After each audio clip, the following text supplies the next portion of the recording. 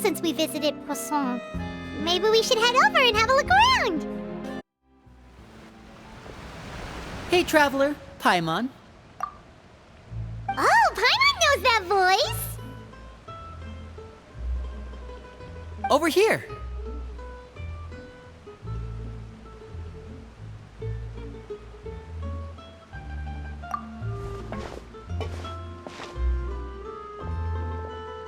To borrow one of the more popular turns of phrase at the moment, this appears to be quite the fated reunion.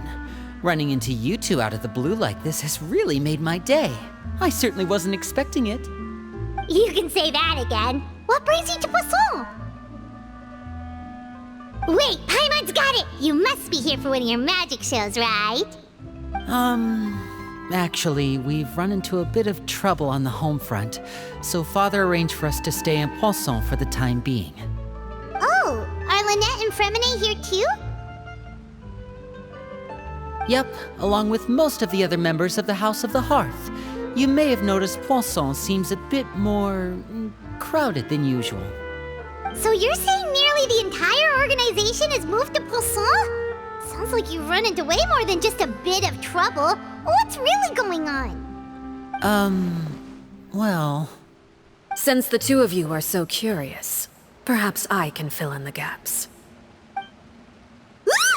You scared Paimon half to death! Father, you're here. You know... On second thought, maybe we don't need to know? It's all probably super confidential House of the Hearth stuff, right? We totally weren't trying to pry or anything. No need to be nervous. I could sense your genuine concern from your conversation just now. Of course, I can also understand your confusion. Sending so many Fatui here to Poisson, it's only natural that some might suspect an ulterior motive to be involved. I understand. I'm well aware you've had your fair share of confrontations with the Fatui in the past, and I can't exactly guarantee that we'll remain on good terms in the future. As for right now, however, I would say we have little reason to be at odds, wouldn't you agree? The House of the Hearth could stand to be more open with those who have worked so closely with us in the past. As for the issue at hand, well, it hardly relates to any ulterior motive. To be frank, it all stems from a certain rumor circulating around the House of the Hearth. It's an internal matter. What sort of rumor? A rumor that a certain phantom child is hiding away in the House of the Hearth. A phantom child? Ooh, just hearing the name is giving Paimon the creeps. A spirit that should have long ceased to exist is lurking in the shadows of the House of the Hearth. So I decided to bring the children to Poisson before continuing to investigate the situation. I expect I should be able to track down the spirit fairly quickly. After that, it's just a matter of resolving the situation, if you will. It shouldn't be much trouble at all. If you're curious, or if you still have some concerns, it might be advisable to stick around for a few days. I'm sure the children would be exceedingly pleased to welcome some visitors. Lenny, I'll leave you to entertain our guests. I have some matters to attend to.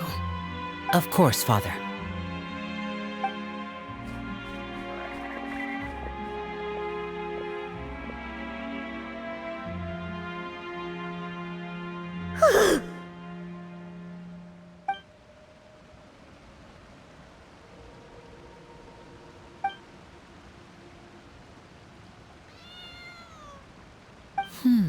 It has long been a dream of mine to invite you to our home and introduce you to my other siblings. You're quite well known in the organization already. A lot of people have been talking about you, especially after everything with the prophecy.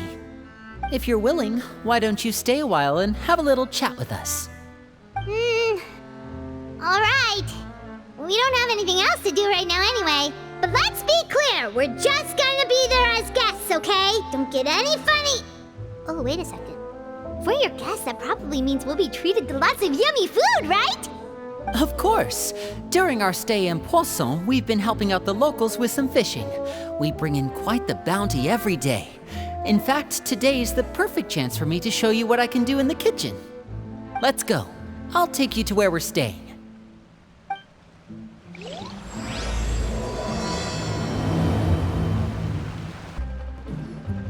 We rented this house from one of the locals to use as a temporary base.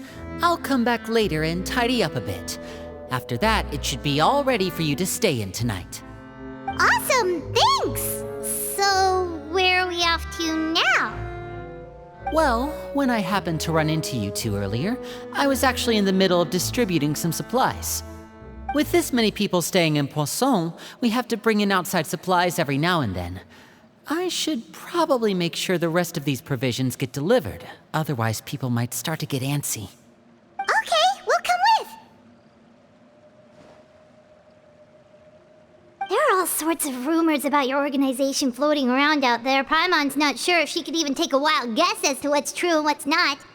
But now that we finally have the chance to see a day in the life of the house, we can take a good look at how you operate! Well, you're more than welcome to come along. Just follow me.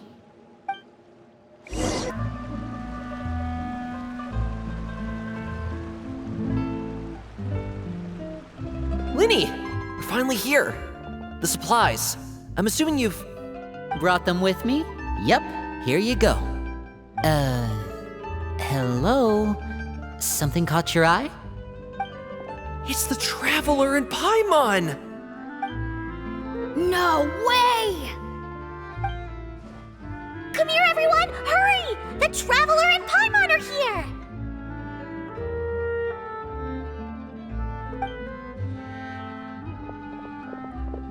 One at a time, please. Don't crowd around them all at once. We don't want to scare off our guests now, do we? Oh, it's all right! Gotta say, Paimon didn't realize we were this famous. Of course! Father and Lini have told us so much about you. Father told us about how you helped Lini. According to her, you're a trustworthy friend. And as far as she's concerned, that's pretty much the highest compliment we've ever heard her give. As you can imagine, everyone's been very curious about you. I heard the Traveler is so strong that she can move a mountain with her bare hands. I heard Paimon eats so much that she can clean out the entire pantry at Hotel Tabor in just 3 days! Wait a second! That's the rumor you heard about Paimon? Oh, not cool at all! Oh wait, when guests visit, you're supposed to give them gifts and stuff, right? Oh, we don't need something like that. Besides, we don't have anything to give to you! Come on, we insist! I can give you some of my new potions. Just pick your poison. And by that, I mean medicine or actual poison. I've got both. Huh?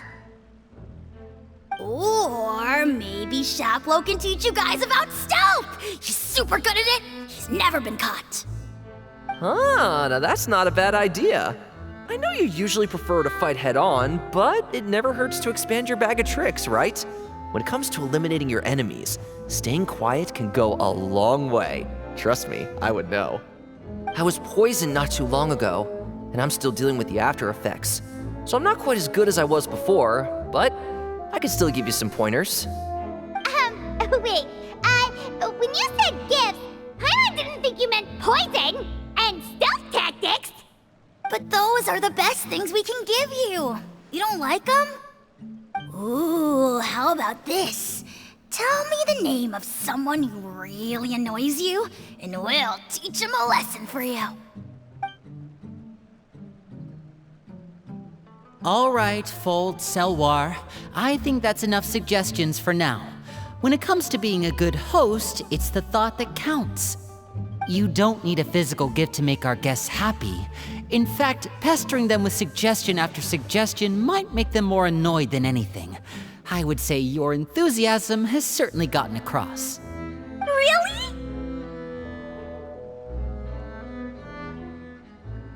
Awesome!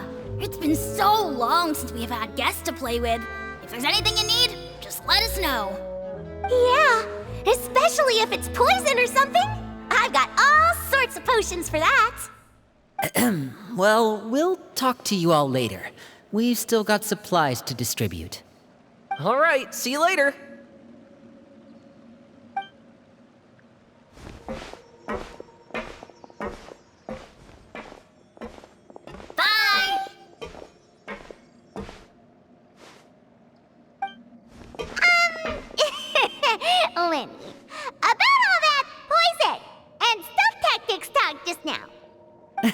Scared you, did it? That kind of talk comes with being part of the House of the Hearth. When Foltz was really young, he strangled all of his family pets, just out of curiosity. He was labeled a dangerous problem child and was abandoned by his family. Elwar has an unnatural obsession with potions. Father has forbidden her from trying all the different concoctions she comes up with, but she still tries to test them in secret. You really have to keep an eye on that one. Chaplot is around my age. While I'm mainly responsible for collecting intelligence, he handles surveillance. He's very passionate about his work and has no reservations about taking on some very difficult missions. I know you two probably aren't used to that kind of talk, but I can promise you they only had the best of intentions. Things like stealth tactics and developing different poisons, they really mean a lot to them. They were just trying to share the best of what they could offer, that's all. Filial, supplies are here. Thanks. And who are these two? Outsiders? Allow me to introduce you. This is the Traveler and Paimon. Oh, you're the famous duo I've been hearing so much about. It's nice to meet you. I heard you've traveled to all sorts of places. Is that true? Of course! We're making our way all across to that! Oh, good for you. You must be pretty familiar with Fontaine by now then. Have you seen the new opera that started running recently? I think it's called... The 4,000 Thieves? Oh, this is the first we've heard of it. It seems like it's going to be fantastic. From what I've been able to tell from the posters, anyway. You should definitely check it out if you have the time. Oh, and there's The Blind Maiden, too. That one is supposed to have audience interaction. Seems pretty interesting. After this mission is over, I think I'll go get a manicure. Oh, maybe I should dye my hair. Wonder how much it'll cost. Is it just Paimon, or do these two seem much easier to get along with than the others? Looks like the House of the Hearth has some normal members after all. I heard that. Oh! Oops. I'm guessing you're referring to Foltz and the others? Yeah, we're definitely not all like them. I bet those crazies are practically foaming at the mouth right now. I'm sure they just can't wait to get back to Snezhnaya to carry out the plan. That's enough, Filial. Don't talk about family members behind their back, right? Whatever. Let's go. Guess this is goodbye then. If you ever have some time, we should go see the opera together.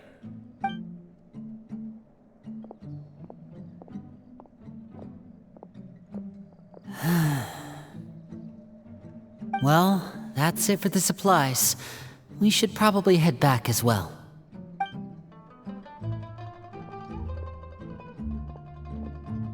Well, they didn't seem too happy with each other. Seems like there could be something more going on here.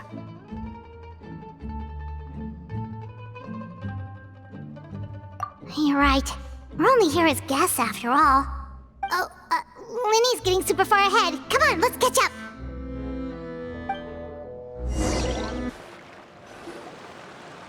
So, what do you think of the members you've met so far? Well, Father is always encouraging us to be strong-willed and independent. So if there's one thing we've got, it's people who aren't afraid to speak their mind. Well, I should probably get cooking. Wanna join? Of course! Then let's head out and... Fremine? What are you doing here? Fremine! Nice to see you again! You too. I heard you're here as guests of House of the Hearth. Welcome. We were just going to make some food. Why don't you come along? I could use some help in the kitchen, and I seem to remember you mentioning you wanted to make seafood soup for the Traveler and Paimon. Seafood soup? Oh, Paimon's drooling already. Were you looking for something just now, Fremine? Maybe I can help. It's nothing. I just wanted to see if there were any extra supplies. Yeah, we've got some left over. What do you need? Some food and water, and some clean cloth, if possible. No problem. Give me a second here. Food, water... Wait a minute. What do you need all of those for? You're not on any missions as far as I'm aware, and you were just going to come eat with us. So what's this all about? I thought I'd grab an extra portion because I get hungry at night. Could be because I'm growing, you know, and... Fremine, you remember what I told you? You're not like me. Your lying skills still need some work. Tell me what's going on. Is it really bad enough that you have to keep it from your own brother? Maybe it'll be better if we gave them some space.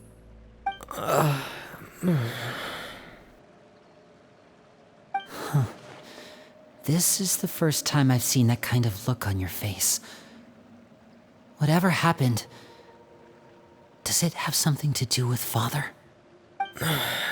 Yes. Just follow me. You shouldn't see me like You're back! this. Oh, and you've brought some friends with you this time. Hello, my name's Lini. I grew up in the House of the Hearth. And you are? Hi, Linny. I'm also a child of the House of the Hearth, just like you. You can call me Klérvi. Klérvi? It's nice to meet you. Does that name ring any bells, Linny? No, not at all. That's not a name we have on our roster, I'm sure of it. What I'm not sure of, though, is how she managed to sneak in. She must be the phantom child Father's been searching for. From the looks of it, I'm guessing you were the one that found her, Fremine. You, haven't told Father, have you? No, I haven't told anyone. I've just been keeping her hidden. For how long? About half a month now. So ever since we got to Poisson, then, do you have any idea what you're doing? I know what I'm doing. Really? 'Cause from where I'm standing, it looks like you're hiding the very person Father has been trying to find.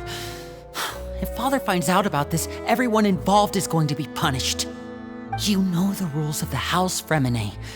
I know you do. Father doesn't tolerate any form of betrayal. So why are you doing this? I've thought it through. And I just can't hand her over like that. Linny, don't you remember last year? Chaplot nearly died after getting poisoned during that one mission. He wasn't able to get back before the poison started taking effect, and not a single person was there to help him. That night, while I was sleeping, I heard a voice telling me to go save him.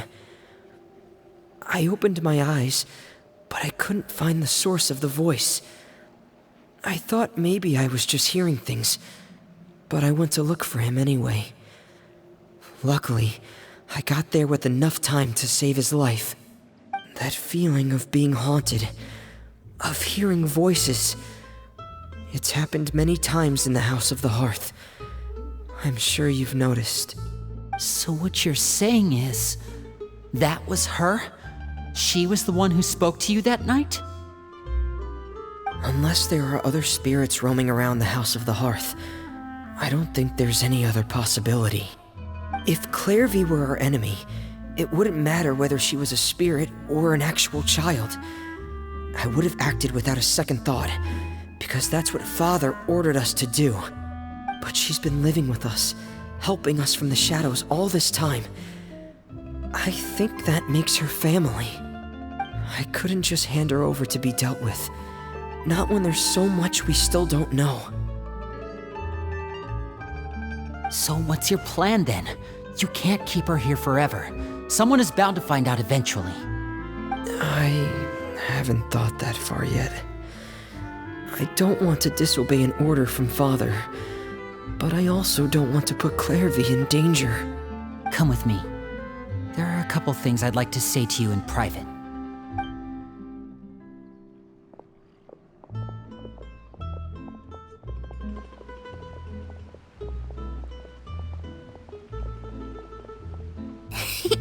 Those two sure care a lot about each other. Well, they got a funny way of showing it. From where Paimon was floating, it sure seemed like they were about to bite each other's heads off. No way! They have a really deep bond. I could tell right away, because I also have a friend like that. I just don't know how long that kind of bond can last. The darkness in the house runs deeper than you can imagine. No one can get out alive. I'm sorry, Lini. I really didn't mean to drag anyone else into this. Oh, really? You didn't mean to? 'Cause I, for one, wish you did. Huh? What do you mean? You know, when we were younger, you didn't call me Lini. You called me brother, just like Lynette. We grew up together, the three of us. We were all orphans, all rescued by Father. Of all the siblings in the House of the Hearth, I think our bond was the closest.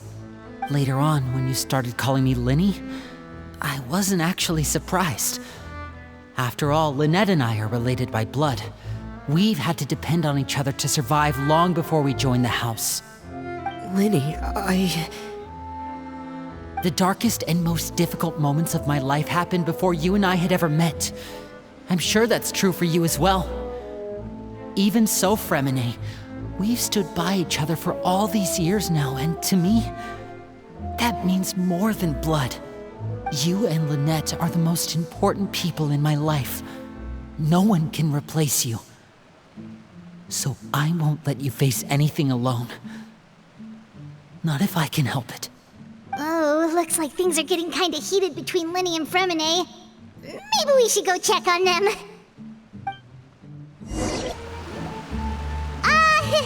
Hey, you two! Hope we aren't interrupting anything. Like a fight, or... Oh, wait a minute, Fremine. You're not crying, are you? Is everything alright? everything's fine. Thanks for asking. Well, we're all friends here, right? We've been through so much together, so if there's anything we can do to help, just say the word. It's just a small family dispute. It's not something our guests should trouble themselves with. In fact, it might be better if your stay ended here. What are you getting at, Traveler? When guests are around, families are often on their best behavior. And any disputes are less likely to escalate. That's what you're trying to say, isn't it? I just... Thank you. I was really hoping to keep you out of it. But even if I could think of some other reason to turn you away, I'm not sure I could convince you. I know things could turn dangerous, so I promise you this. From now on, I'll protect you like my life depends on it. Me too. Well, back to the matter at hand then. If we don't plan on handing Klérvi over to Father, then our only other option is to solve the mystery of her identity before Father is able to track her down. That means finding out where she came from and what she's doing here. Then we can send her on her merry way and pretend like none of this ever happened. I've tried that already. And? And... nothing. I tried taking her somewhere really far away, but... after some time, she just reappeared. She even came with us all the way to Poisson. It seems like wherever the house is, she follows. I don't know much about spirits. Do you two have any ideas? Let's see here. Paimon remembers hearing something like, if you fulfill a spirit's last wish before they died, they'll let go of whatever's keeping them here and return to the ley lines. Oh, it's just that Paimon doesn't really remember where she heard that, so it's not guaranteed to work or anything. Well, sounds like it's worth a shot. Guess that means we should go ask her about her wish. But first, Fremine, I need you to promise me something. What is it? I need you to promise me that this will stay between the two of us. We're the masterminds behind this whole thing. No one else gets involved. Can you do that for me? Of course. I promise. All right. Then let's seal the promise just like when we were kids. Fist bump on 3. Ready? 1, 2, 3. I swear.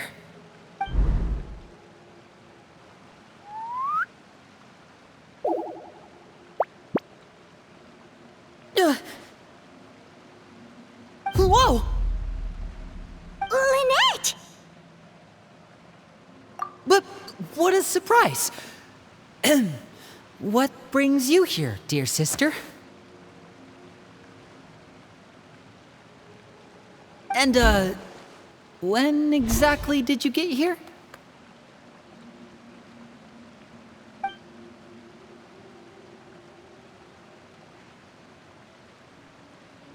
You're an idiot, brother.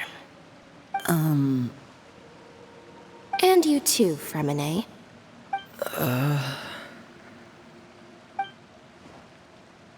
You 3, Traveler. And you 4, Paimon. Wait, what did we do? I've seen Klérvi around the House of the Hearth before. I hadn't seen her in Poisson, so I figured she must not have come with us. But it turns out, you were just hiding her. I heard you talking about your plan. Rather than steering clear of the situation, I'd rather fully join in.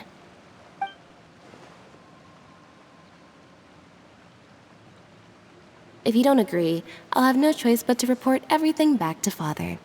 Simple as that. You're not giving us much wiggle room here, Lynette. Well, I guess we're all in this together then.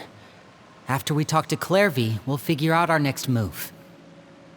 There's no time to lose. Let's go.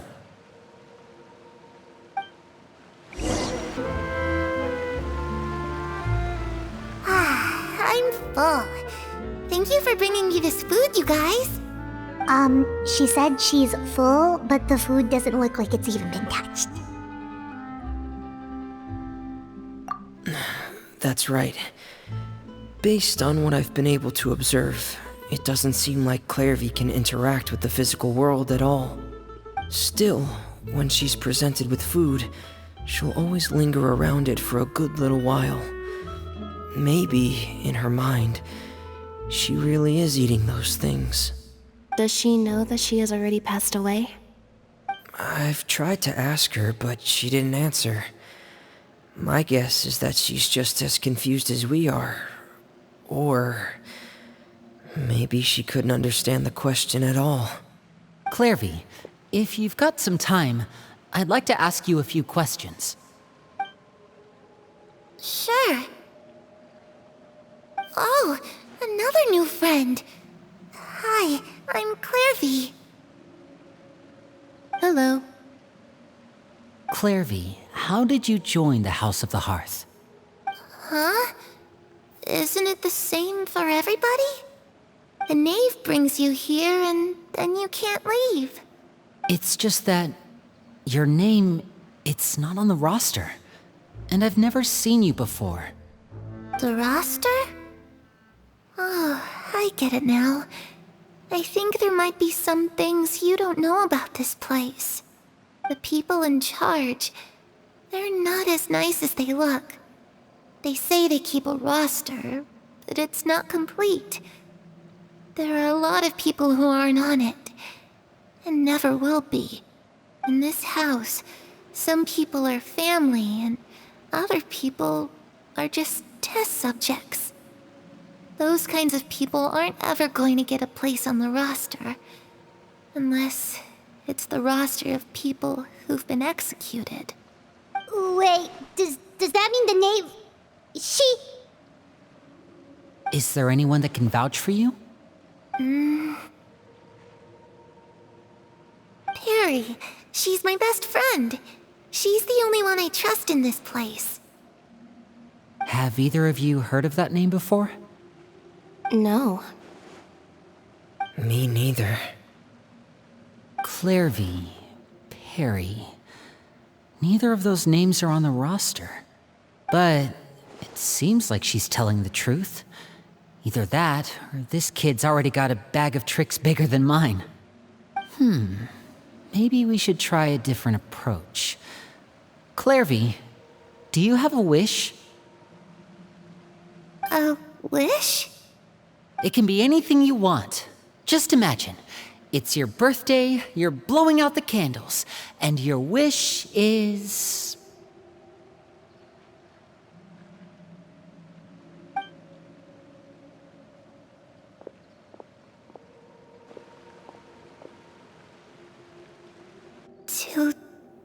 To go outside, where the sun can find me. That's... it? Well, that sounds easy enough. The darkness in the house runs deeper than you can imagine. No one can get out alive.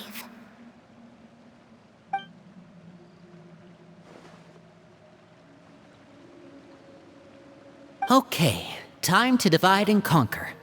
Listen up, I've got a plan. I'll try and find a way to use basic illusory magic to take Klérvi outside and bring her somewhere with sunlight. Lynette, try and find the list of executions that Klérvi was talking about and see if her name is on it. Freminet, you stay in Poisson. We can't be the only ones who've had run-ins with Klérvi. I need you to collect intel on everything she's said and done. Understood. I'll try my best. What about us? What should we do? I really appreciate your willingness to help, but this is a family matter. I don't want to drag you in too deep. It's too risky. Let me think. Since Father considers you to be guests, maybe you could stick by her side for a little while. You don't need to do anything except keep up some nice, casual conversation. Ah, Paimon gets it. You want us to distract her. I'll give you a magic bird. If Father suspects something, all you need to do is release it when she's not looking, and it'll alert me that something's wrong. Of course, that's only as a last resort. If Father doesn't seem to notice us, there's no need to make contact. We'll reconvene here tonight after all's said and done. If the worst-case scenario happens and we're discovered, just tell Father everything. We're not going to let our guests get punished for our own actions. That's where we draw the line.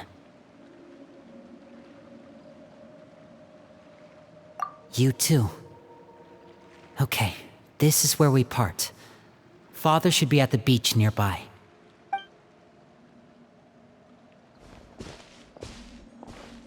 I really hope this goes well. No, it has to go well. That's the only way this can get resolved. Klérvi, I'd like to take you somewhere. Is that okay with you? Sure. Where are we going? It's the knave and child. Hey, aren't you supposed to be in Snezhnaya recuperating? What are you still doing in Fontaine? Oh, it's you two. I didn't expect to run into you here. I was unconscious for quite a while after the fight in the Primordial Sea. After I woke up, I realized I was being taken back to Snezhnaya, and well, I couldn't have that now, could I? Not when I've still got unfinished business here in Fontaine. So, I mustered up all my strength and made the journey back on my own. What sort of unfinished business are we talking here? It has to do with Skirk, my master. I really wanted to meet up with her, but by the time I got back, she had already left. I still have so many questions for her. Without any other leads, All I could do was ask the knave to help me track her down. She must have left behind some traces from her time in Fontaine. Oh, okay, so have you found any clues? Unfortunately, no. While the House of the Hearth is adept at collecting all manner of intelligence, certain existences can still manage to escape our purview. Basically, unless Master feels there's a need to meet with me, she's not going to be found. But that problem has an easy fix. I just need to become stronger, and then... Paimon thinks you should focus on getting better first. The worst of it is over. It's all thanks to that one kid from the House of the Hearth. Elwar, I think her name was. She gave me a bunch of random potions to drink. They didn't go down easy, let me tell you. Pain and chills all over. But they really did help speed up my recovery. And that's good, because it looks like I really do have to head back this time. The old man's been putting the pressure on me. He sent someone to tell me I'm needed for some sort of project. Project Stuja? Yeah, that's the one. I heard Regrader's involved too. I'm not looking forward to having to listen to all his monologuing, that's for sure. Hey, maybe you could think of a way for me to stay in Fontaine for a little longer. Helping Lini and the others brush up on their fighting skills would be far more interesting. If you and I could spar, that would be even better. I've been waiting for a chance to see you go all out. And what a sweet little daydream that is. But I also have a role to play in all this. I'll be leaving Fontaine shortly as well. Besides, considering how little they see fit to step outside the homeland, being called on to return to Snezhnaya by such illustrious dignitaries, what a great honor. Wouldn't you agree? One I could do without, I'd say. Is it just Paimon? Or does it kind of seem like they're...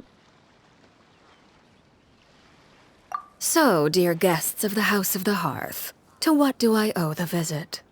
Well, we just... Right! We're super close to Lini and the others, but we still don't know much about you! Is that so? Introductions have already been made, have they not? Oh, well, you see? There's only so much you can learn about someone from a short introduction. At least tell us something a little extra, like... Why do you call yourself father? Huh, good question. I'd also like to know. The fact that you have to ask tells me our intelligence work has been quite successful. Telling you the answer to that question would only serve to undermine that success. And we can't have that, now can we?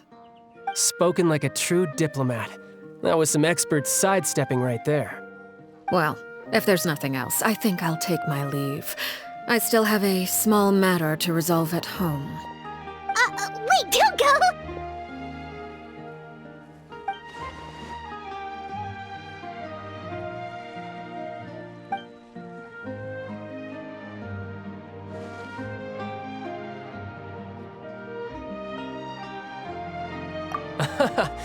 I'd also like to hear the answer to this.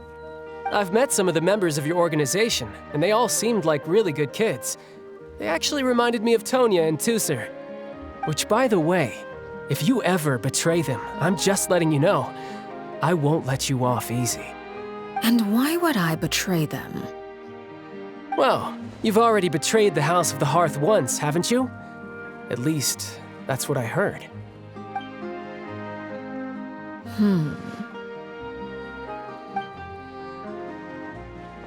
Okay, I admit. That's just what the old man told me. The rooster, I mean.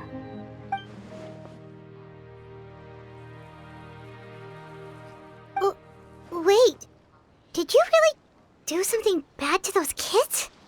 Never mind what I've done. I'm more curious as to what the mighty rooster had to say. Care to enlighten me? Well, nothing much. Just some stuff about you taking out many other members of the House of the Hearth, and even going so far to attack your own family.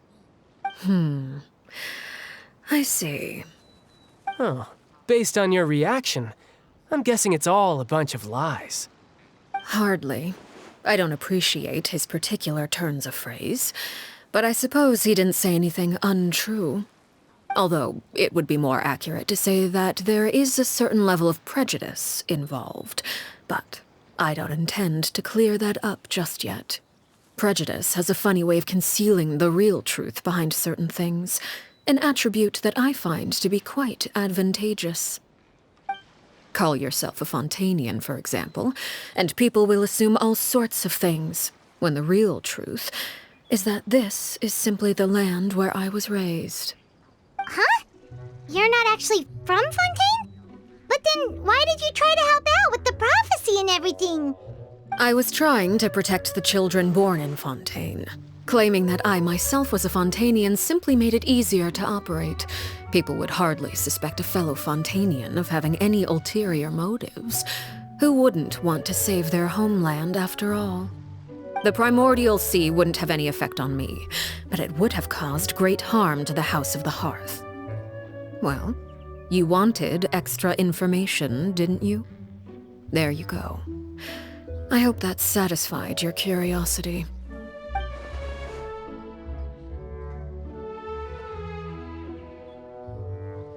So, you stayed in Fontaine for the kids. I guess I was wrong to believe you'd betray them. Apologies. Looks like I was holding on to some prejudices myself. Good. Like I said, I like it when others have misconceptions of me. Actually, while I was recuperating at the House of the Hearth, there was something else that really caught my attention. I heard that members always resolve disputes and arguments with a friendly spar, and the loser has to back down. Seems pretty cool if you ask me. Would also give them plenty of opportunities to hone their skills. Well, that's only a recent development. In the past, such spars weren't nearly so friendly. The losing party would lose everything, including their life. They were that high stakes? Whew, at least that's not a thing anymore. Well, the current atmosphere's not half bad. I'm a bit jealous, actually. You've got so many family members around you, and you even get to live with them. Having a lot of family around means dealing with a considerable amount of bickering and scheming. Once Tonya and Tusser enter their rebellious phase, I'm sure you'll understand. Just imagine. Tusser becomes obsessed with plucking out strands from the rooster's mustache, or Tonya decides to dye her hair 42 different colors. Okay. I get the picture.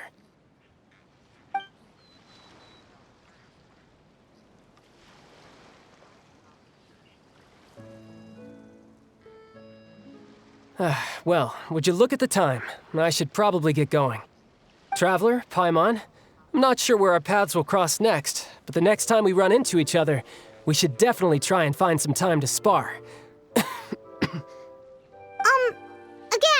maybe this is a conversation we can have when you look less like you're gonna keel over. All right. Well, thanks for everything, Arlecchino. No thanks necessary. You also played a part in obtaining the Gnosis. I would say we can call ourselves even. I like the sound of that. Well, I'm off. See you all some other time. We should probably get going too. Do you want to head back with us? Oh? You want me to leave so soon? Oh, well, you see, I'm rather enjoying the evening breeze. If you don't mind, I think I'll stick around for a bit. I have some things to think about. Apologies for not attending to you like a proper host. Please forgive this slight. I do hope you'll have a pleasant stay. We managed to keep her distracted until nightfall. Good thing Child was there to keep the conversation going. You don't think she suspected anything, do you? Oh, I wonder if Lini ran into any issues. Let's hurry back and see how everything went. Lini, how did everything go? Well, long story short, we ran into a small issue. Klérvi can't go into the sunlight.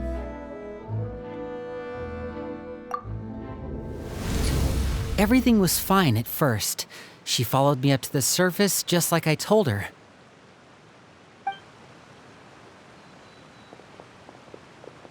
But as I led her out of the shadows and into the sunlight, she vanished.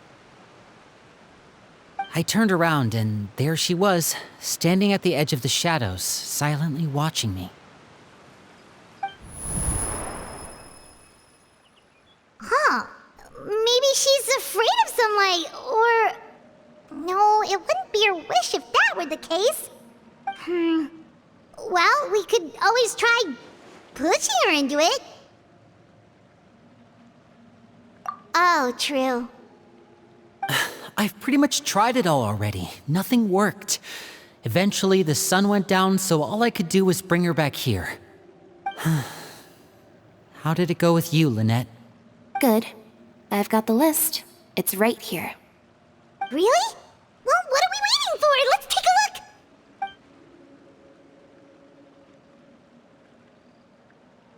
Oh, that's a lot of pages.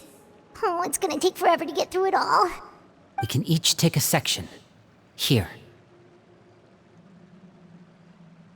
La Pouillade, l'endroit, Chambel, horaire.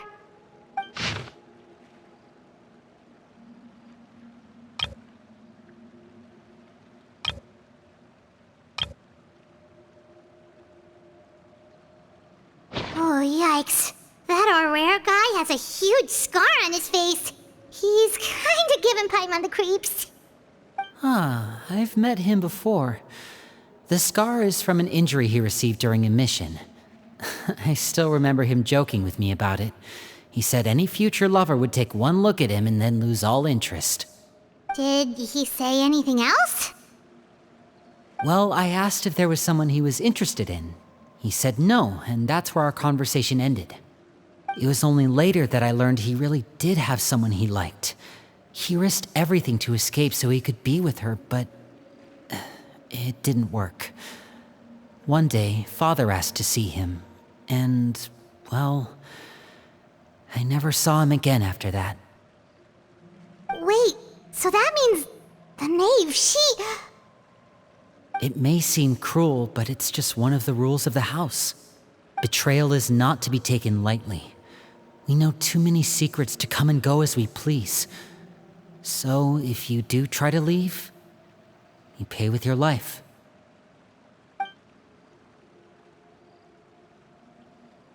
Her name's not here, huh? Well, that's not too surprising. It doesn't seem like this list is complete. It only contains records dating back around 5 years. Let's shift our attention then. Fremine, were you able to find anything out? Fremine.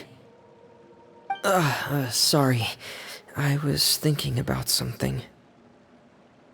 I managed to talk to quite a few people, but I couldn't help but notice that the atmosphere in the house was a little... strange. Strange?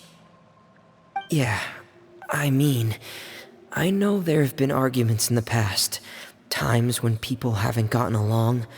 Chaplot and Filial are a good example of that. Oh, those are two of the people that we met while delivering supplies. Paimon can see how they might not get along. They had very different vibes, and their, interests seem to be pretty different as well. That's to be expected, actually. Father brought us all here, shared her knowledge with us, taught us how to fight. That's one thing we all share. But that's also where the similarities end. Not all of us feel the same desire to stay here. As members of the House of the Hearth, we're also considered part of the Fatui. And to a lot of people, that's an identity they never asked for. Certain members get older and realize they want something else for themselves. But considering the rules of the house, most people would never say that out loud. People like Chaplot and Foltz are loyal to Father and her vision. They're proud to be part of the Fatui. Filial and Nantoy, on the other hand, well, they aren't quite as enthusiastic. These kinds of conflicts have always been there. It's not like Father is in the dark about any of this. Well, that's true. But it just feels like things have gotten worse lately. Filial and the others, it seemed like they were meeting in secret to talk about something. I can't say for sure, but I think they've met Klérvi. You think she's been inciting them to act out? No, not exactly.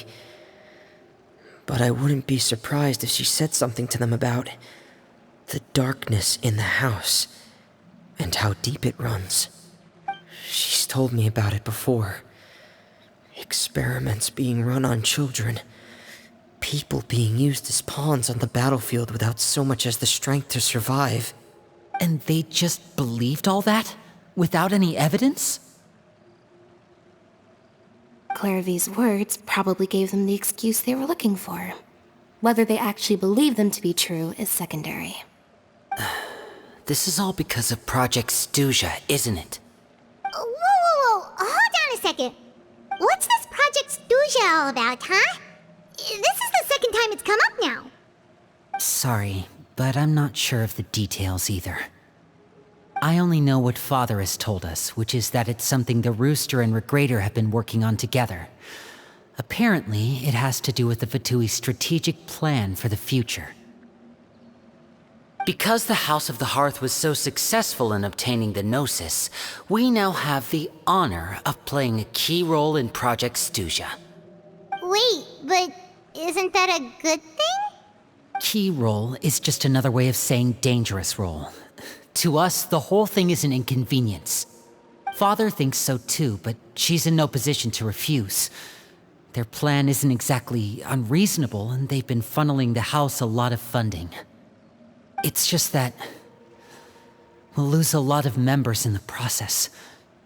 Participating in the plan, it's an honor in name only.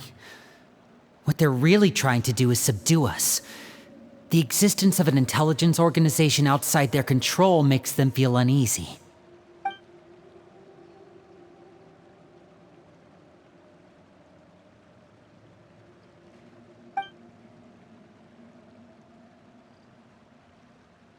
Okay, super complicated top secret Fatui business aside, what does all of this have to do with the conflicts you were talking about earlier? Paimon doesn't get the connection. External pressure has a way of exacerbating internal strife. You can't overlook the power of fear either. People are afraid of dying, and that fear is often the impetus for a lot of stupid decisions. I thought resolving the Klérvi situation would make everything go back to normal, but it looks like things are more complicated than I thought. If we leave Filial and the others to their own devices, sooner or later, Father will be forced to take action. We can only focus on one situation at a time, brother. You're right. Even if we confront Filial and the others, it won't do any good. It might even make matters worse. We should focus on Klérvi for now. Well, it's getting late. We should head back and get some rest. We'll try again first thing tomorrow. Lynette, you stick with me this time. Fremine, keep a close eye on Filial and the others. Make sure they don't do anything they'll regret. Good work today, everyone. Have a good night, and I'll see you tomorrow.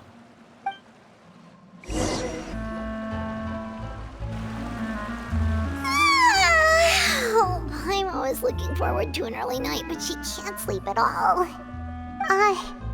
Hey, you don't think the knave will be too angry with Lini and everyone if she finds out about all this, do you?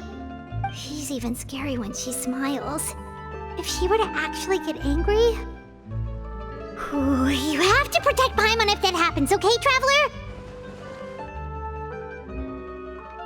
Oh, well, in that case, we should just plan on running away. We'll grab Lini and the others and we can make a break for it as fast as we can. Look! Look over there! Quick! Let's catch up with her before anyone sees!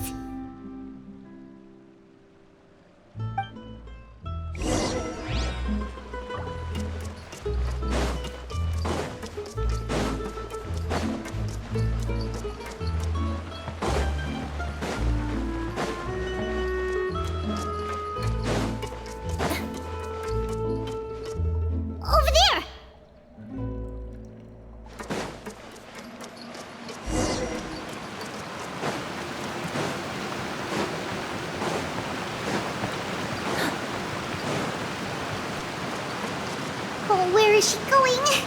Oh, if someone sees her, we're toast!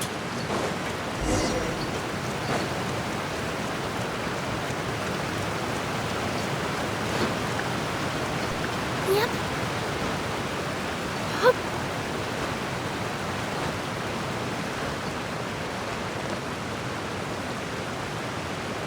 Oh, look! She stopped!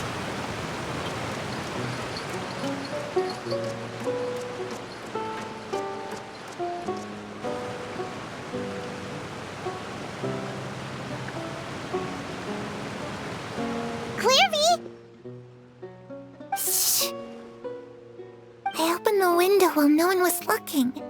Look how pretty the outside is. If only I could have more than this. You probably think I'm being silly, huh? All this hopeless resisting? It's better to dream of what I could have than try to make it a reality, right? Please, help us get on the same page here, Klirvi. We need you to tell us what you know. Can you do that? Sure. Although, after you hear all this, I think you might regret that decision. Everyone in this family is nothing more than a tool, something to be used and exploited. We're all expendable, including me. As long as you're useful, you get to stick around. Lose your value, and you're handed over to the doctor, experimented on, and given a fate worse than death. I've seen it happen again and again, and I've had enough. You're saying the knave did all that? It's just, that doesn't seem like something she would do. She's scary and all, but it seems like even she has lines she wouldn't cross. I knew you wouldn't believe me. Everyone thinks she's a good person. They all think of her like a real mother. Mother? But she doesn't deserve that title. She's disgraced it and tarnished it. And if I had things my way, I'd never see her again. If only Perry were here, she'd understand. Perry? There's that name again. Also, Paimon's getting a strange feeling. It almost feels like she's not really here with us. Paimon can't tell if she's actually talking to us or if she's mistaken us for someone else.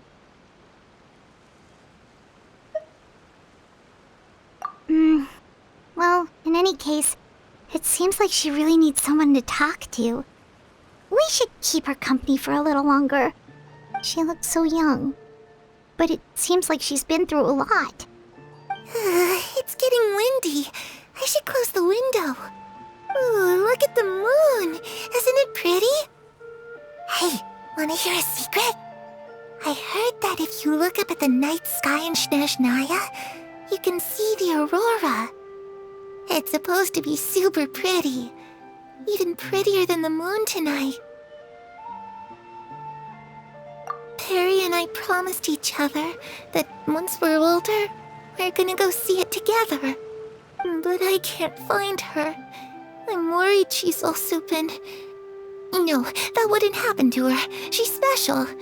Mother likes her a lot.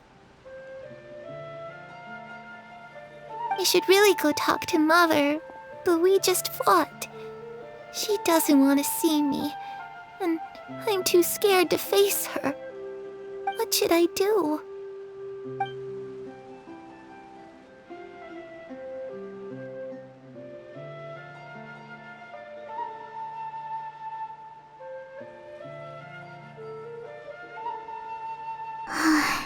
Paimon really doesn't understand what's going on with her. Well, let's head back. We've got an early morning tomorrow.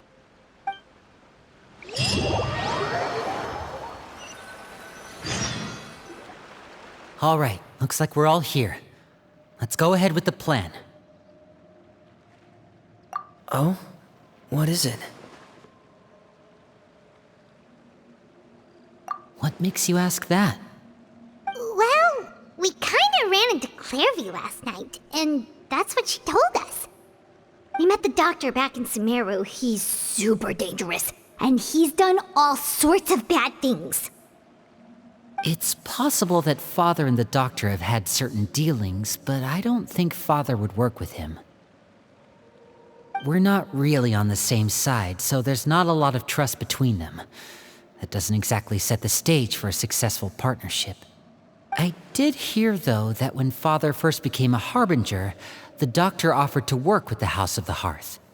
Father rejected most of his proposals, except for one.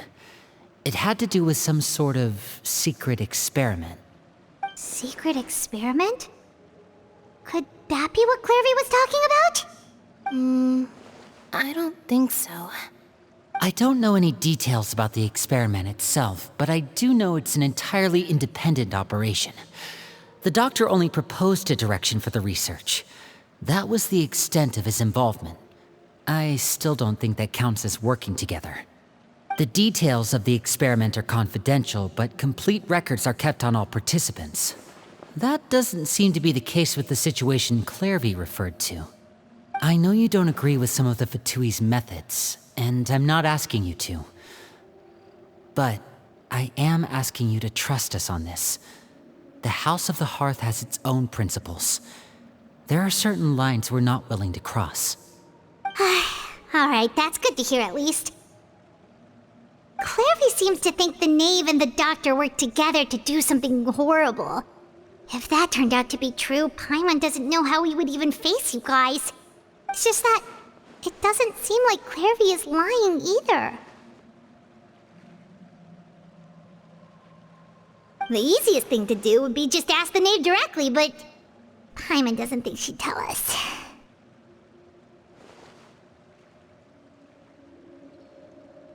Father didn't come back last night.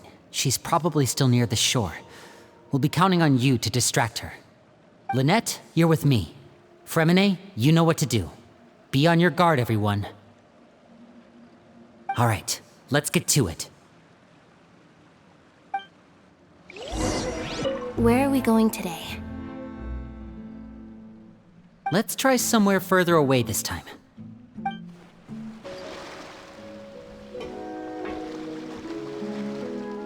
Ah, it's you two again. I must say, you look a bit pale. Did you have trouble sleeping last night? A little. Perhaps if you had less on your mind, you'd be able to absolve yourself of such troubles. So what are you planning to do now? Catch up on some sleep? Or should I give you some time to rack your brain for a topic to discuss before I ask any questions? Although I must profess to being curious. Without child here, how do you plan on distracting me? Us? Distract you? A good one. But no, we were just here for a chat. Looks like you could have used some extra time to think. No matter. If you don't have any other plans, why don't you accompany me somewhere? Don't worry. I'll be sure to steer clear of any scheming children. The ocean breeze is sure nice today. Children always think they can hide things from the grown-ups. But nothing gets past me. Least of all a little scheming. I think I'll let them have at it for a little longer. I can be very patient. Well, I'll leave you to think things over. If you're so inclined, meet me outside the Palais Mermonia. Good things come to children who do as they're told. So I do hope you decide to tag along. If only for your friends' sakes. What should we do? She clearly knows about everything we've been doing, and Paimon doesn't think it'd be a stretch to say she was threatening us just now.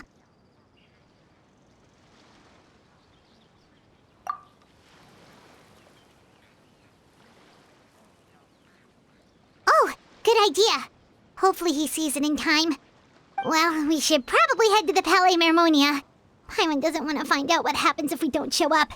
Based on what the Knave was saying just now, it sure didn't seem like it'd be anything good. Okay, then we probably shouldn't keep her waiting. It seems like Lini and the others are on thin ice, so let's do our best to not get them in any more trouble. Seeing as we still have some time before my meeting, we might as well enjoy some pleasant conversation while we wait. I'm glad to see you get along with my children. Being surrounded by good companions is necessary for a child's development. You're not planning on doing anything to them, are you?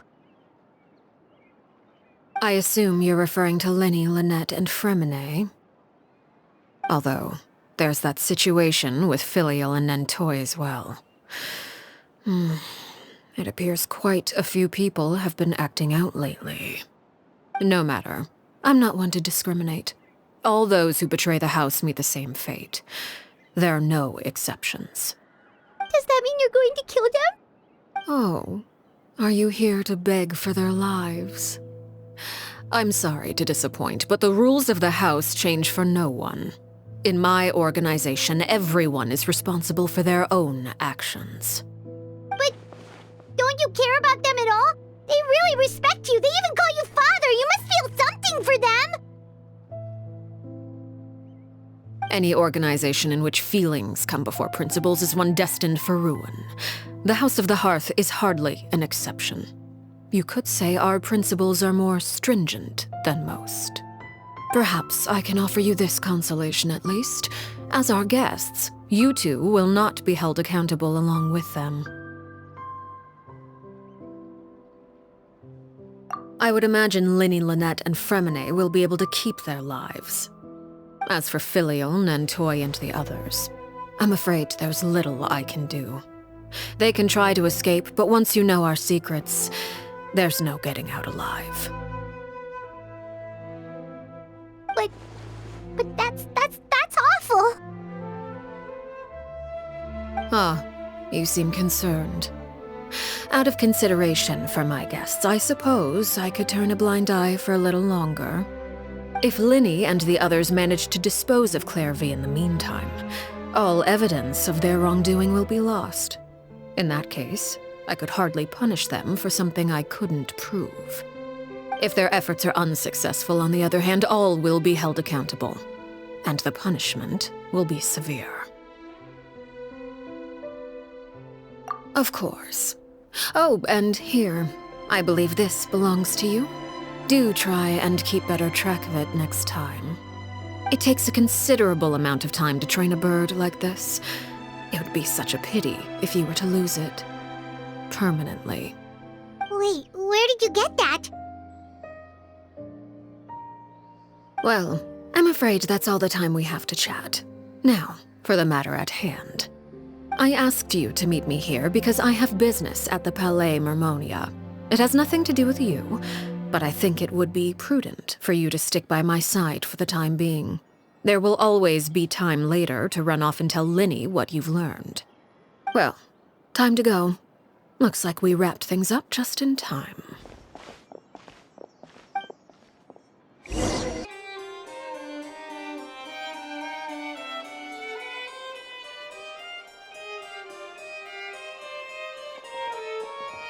It's been a while, Monsieur Neuvillette. I must say, I wasn't expecting my meeting request to be approved quite so quickly. The Palais Mermonia operates with an efficiency worthy of admiration. It is only right that an esteemed diplomat such as yourself should be afforded the proper level of respect. Although, if I may speak plainly, I must confess that I did not anticipate we would have the occasion to meet again after presenting you with the Gnosis. I see you've brought the Traveler and Paimon with you as well. If I may inquire as to the purpose of your visit. I'll be departing Fontaine shortly. There is, however, an outstanding matter that I would like to see resolved before I go. It requires a rather lengthy explanation, I'm afraid. So I took the liberty of explaining everything in this proposal. Please review it at your leisure, Monsieur Neuvillette.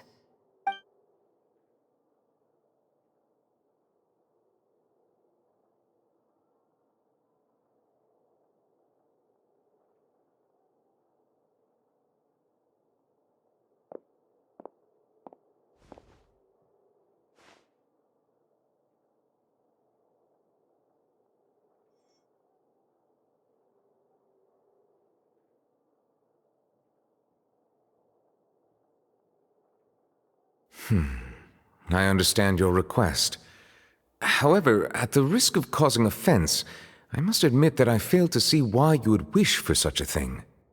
I heard you have a certain fondness for water tasting, Monsieur Neuvillette, so allow me to use water as an analogy. A family is like a large body of water with countless rivers flowing in and out. As someone who watches over this system, I would hope that each river that flows from the source will eventually reach the ocean. Of course, objectively speaking, I know this is impossible.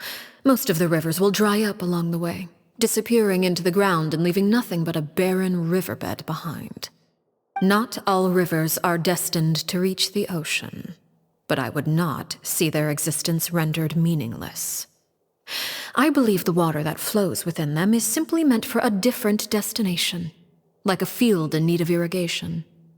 Or perhaps the glass of a certain water-tasting enthusiast. Did you get any of that, Traveler? Your words paint an optimistic picture indeed. Allow me to remind you, however, few among us are willing to sip from a glass filled with tainted water. It may have been tainted at one point in time, but not to worry. I'll make sure it's strained of all impurities and returned to its cleanest form.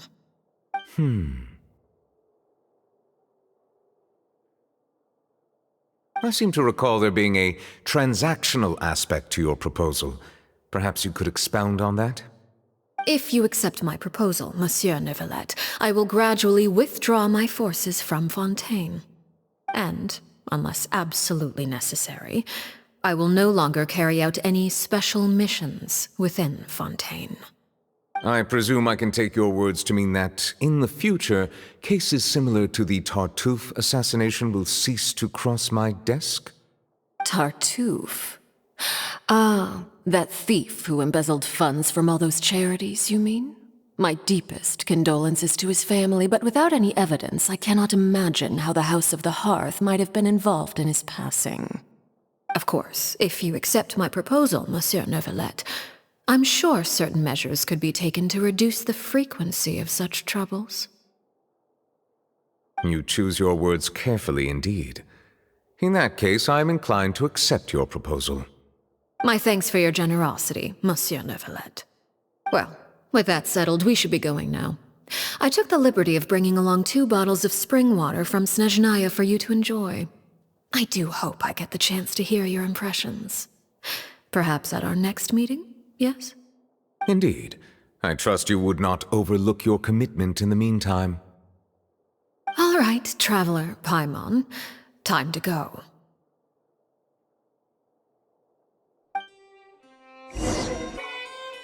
I believe I've told you before that my emotions easily resonate with those of others. Yet in the few meetings I've had with that Harbinger, I haven't been able to sense any aspect of her emotional state. Her mind is like a still body of water. Who knows what darkness lies in its depths, and the lack of ripples on the surface gives nothing away. It's unclear whether this is her natural state of being, or whether it's an incredible strength of will that gives her the ability to master her emotions. Either scenario, however, suggests she is a very dangerous individual. I do not expect an explanation as to why you two are by her side. Whatever your reasoning, I would only advise you to take caution.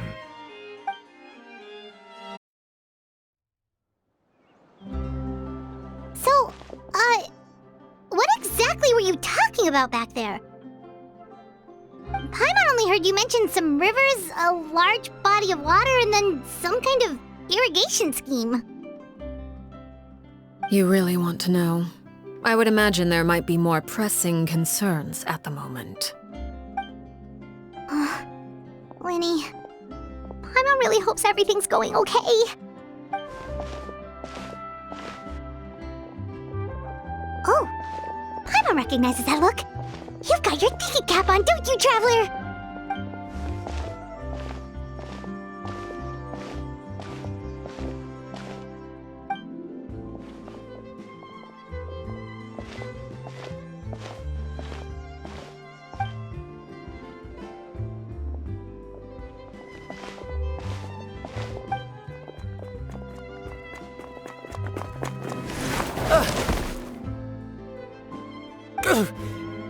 Oh, shoot.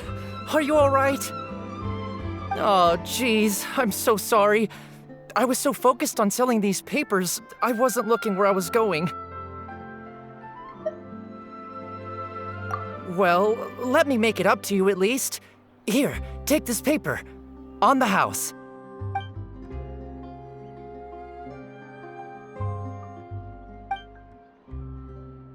Oh, you don't have to give us anything. Please, I want to. It's not like I'm short on supply. All the extras will be useless come tomorrow anyway. It's my fault, really. I was just trying to bring home some extra mora for the family, but I bit off more than I can chew. I haven't had many takers today, so I'm still swimming in papers. What's going on here? Nothing much. I just ran into your friend here on accident. I should probably get going, actually, so... Hold on. Of course, I'm happy to compensate you with mora, it's just... I don't have any on me at the moment. I'll take 3 papers. Here. Your payment. Oh! Thank you for your patronage. May the Archons bless you with good fortune. If only I had the chance to run into such generous customers every day. I should probably just take on a smaller inventory though, right? I'm getting married soon, so sometimes it's hard to not get ahead of myself. Anyway, I should head out. Goodbye! Well, now that my affairs are settled, we should take the boat back to Poisson. We've even acquired some light reading to enjoy along the way. Actually, why don't we stick around for a little longer? Paimon just realized how hungry she is. She can't head back to Poisson on an empty stomach.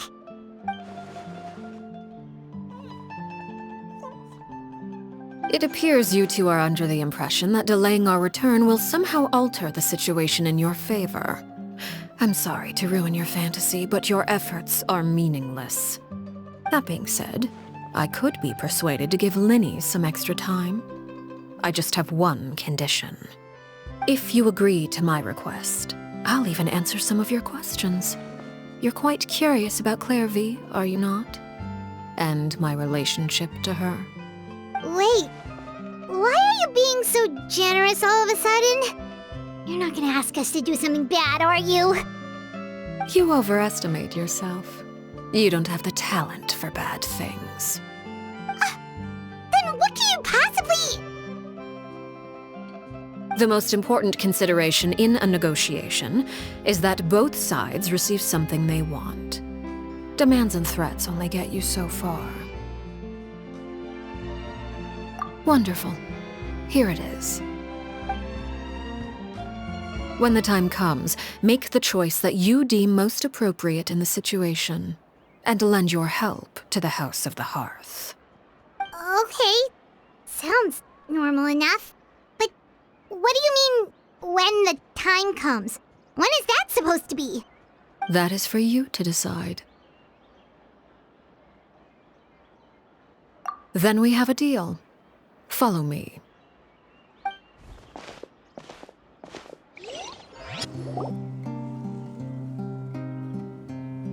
What is this place? Somewhere long forgotten by everyone. It used to be a grand building. Now it's nothing more than a pile of rubble. No one comes here anymore, nor does anyone care about what once happened here. Although, this place does have something to do with the story I'm about to tell you. It was before I became a harbinger, and before Lini and the others joined the House of the Hearth. Due to certain events, I first killed Klérvi and then her mother. And this is where it all happened. You were the one that killed Klérvi? Patience now. Allow me to explain Klérvi's side of the story first. I'll start from the beginning. Klérvi was 6 years old when she was brought by her mother, Crucibina, to live in the House of the Hearth. From the outside, it seemed like a fairy tale. A thriving family made up of kind adults and friendly children. Crucibina was the knave at that time, and the House of the Hearth was under her control. She was Clervi's mother by blood, but she was also the mother to all the children in the house. Clervi was happy here, for a time. But she quickly realized that being part of this family wasn't a fairy tale at all. It was a kind of purgatory. Purgatory? Exactly. The House of the Hearth takes in war orphans from all over Teyvat. But as for how to raise them, that depends entirely on the person in charge. Crucibina came up with a novel idea. She would teach the children to fight, force them to duel each other, and then crown as the king of the house the child who proved themselves most worthy of inheriting her title. It's difficult to estimate the number of children who died or were maimed in the process. There's little I can say about the ones who died. The ones that emerged with permanent injuries, on the other hand, well, they still served a purpose. They would be handed over to the doctor to be experimented on, or sent away on dangerous missions. Nothing more than tools to be used and then discarded. So those were the experiments Clervi was talking about. But what actually happened to her? You said that Clervi was Crucibina's daughter, so if Clervi tried to convince her to stop what she was doing, Crucibina probably would have listened, right? Despite being Clervi's mother, Crucibina cared little for her daughter. She forced Clervi to join the House of the Hearth only as a means to demonstrate her own impartiality as a mother, to prove that she treated all her children equally. Clervi did try to convince her mother to change her ways, but it was to no avail. After her efforts failed, the only other option was to rise up and try to fight back. Unfortunately, the other children had already been thoroughly indoctrinated into the illusion of happiness Crucibina had created. Of course, there was one exception.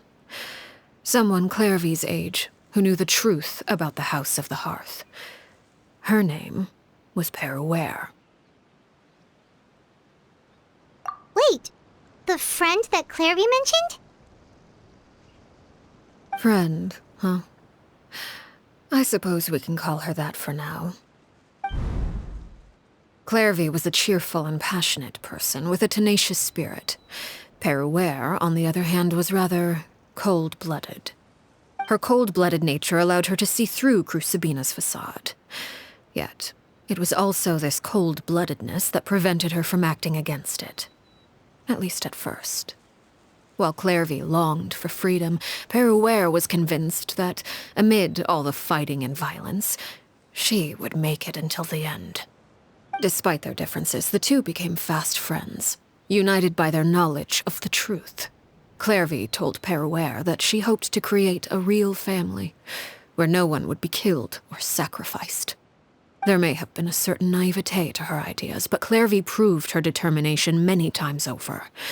She tried countless times to run away, ask for help, or expose the truth. But her efforts only earned her beating after beating. The only thing that kept her going was her strength of will. Even with her body racked with pain, she would still stand on her tiptoes and open the window at night.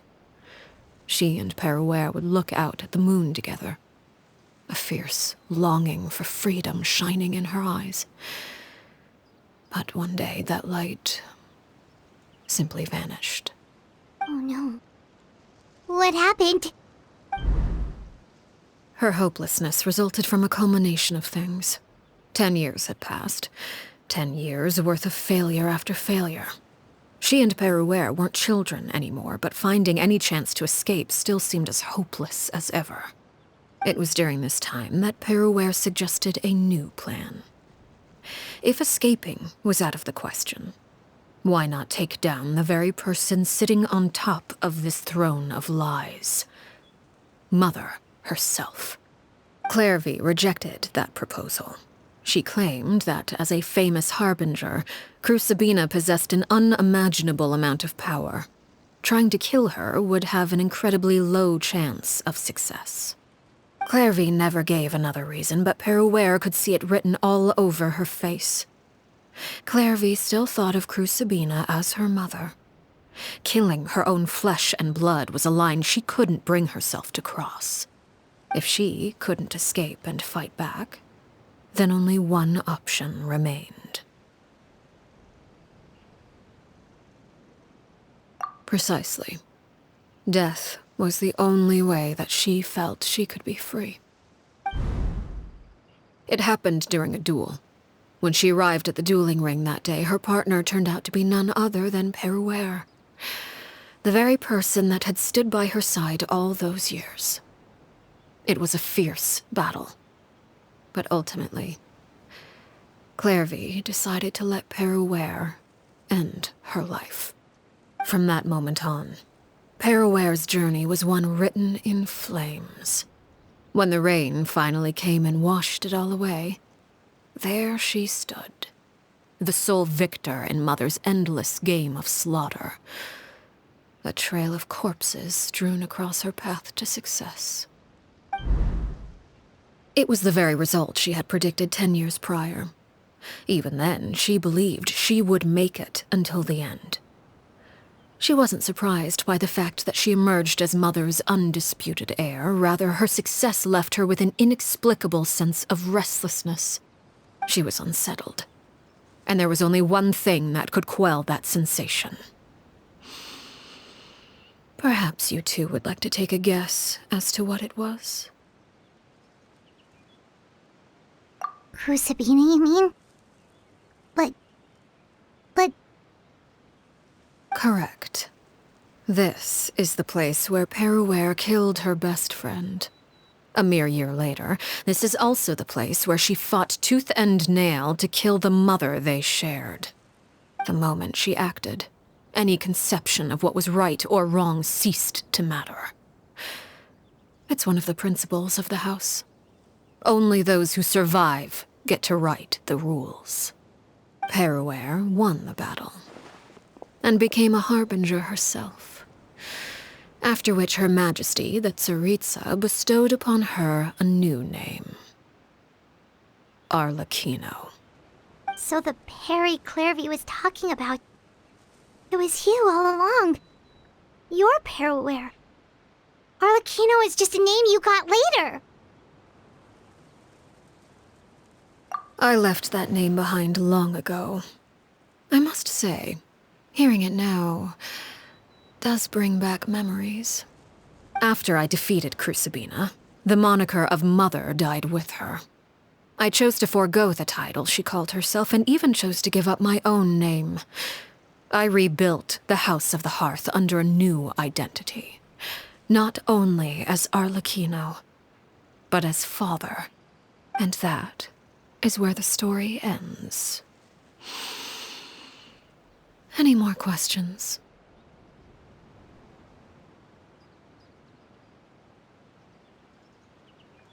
Yeah. Based on what you just told us, Klérvi wasn't a little kid when she was killed. So the Klérvi we met... Was she really a spirit at all? I suppose you could call her an illusion born of flame. Her existence is like ashes to a fire. Something left over in the wake of blaze and ruin. You see, a certain power runs through my veins. It's not unlike a curse. My flames leave behind shadows of anything they consume. Of course, the chances of those shadows morphing into a sentient entity are exceedingly slim. Klérvi is a very special case. Klérvi died when she was 16 years old, but what emerged from the flames was her 6-year-old self. Her appearance wasn't the only thing affected. Most of her memories were lost to the blaze as well. Memory is a mysterious thing indeed.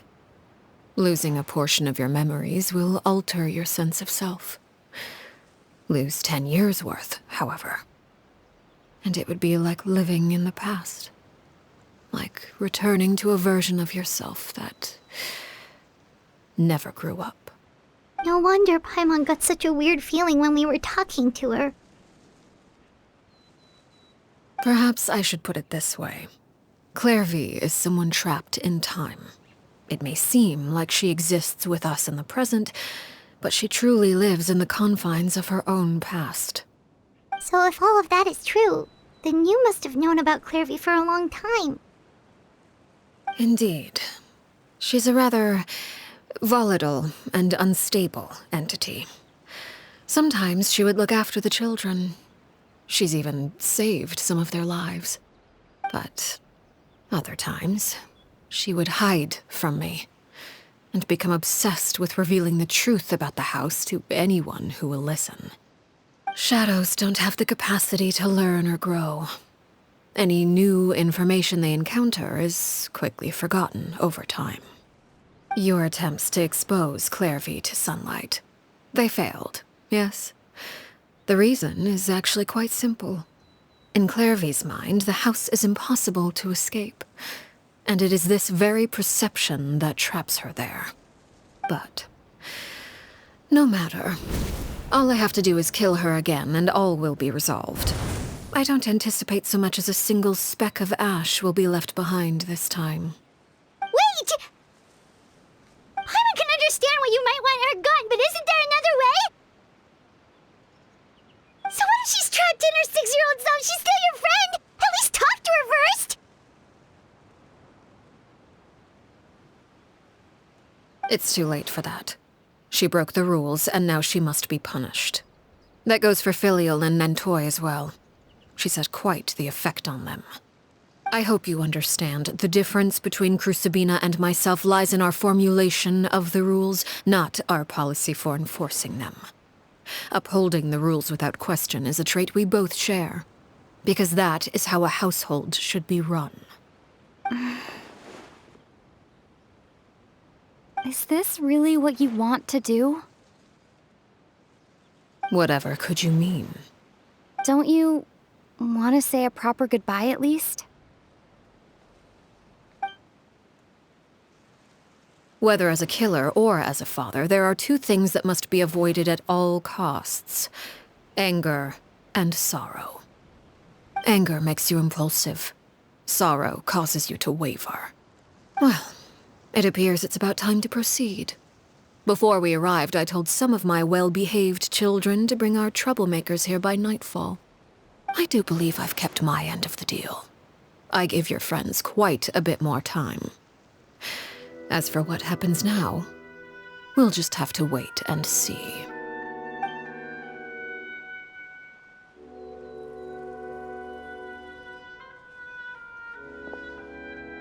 Here they are, Father. Ah, you gonna execute him? Seeing something like that would actually be a first for me. Lini!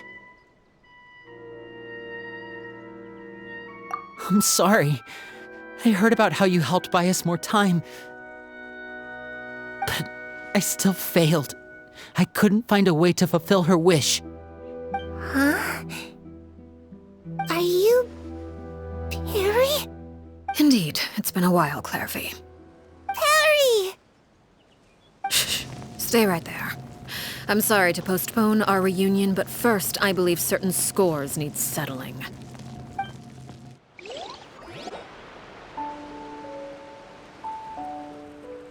Father, let me explain. Out of my way. Father! You chose to conceal a threat to the house, and for that, you must be punished.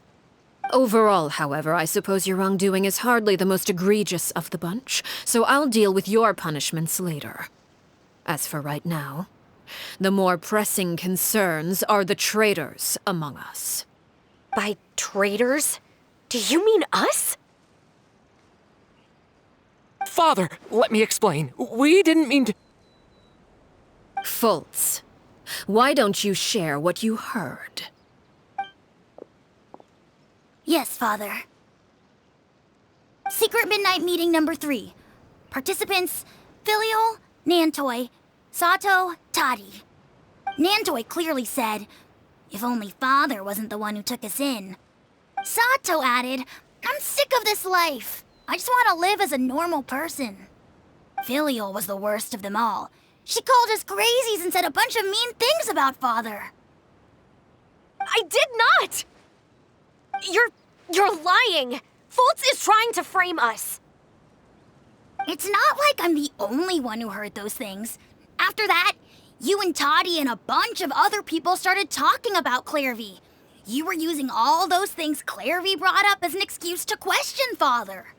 We're birds locked in a cage. The only way out is to destroy it. That's what you said, wasn't it? You little... You just want me gone, don't you? What did I ever do to you, huh? And you, Sheplo, have you forgotten who stood by your sickbed, watched over you, and changed your dressings? Come on, let's hear it then. What's your reason for all this?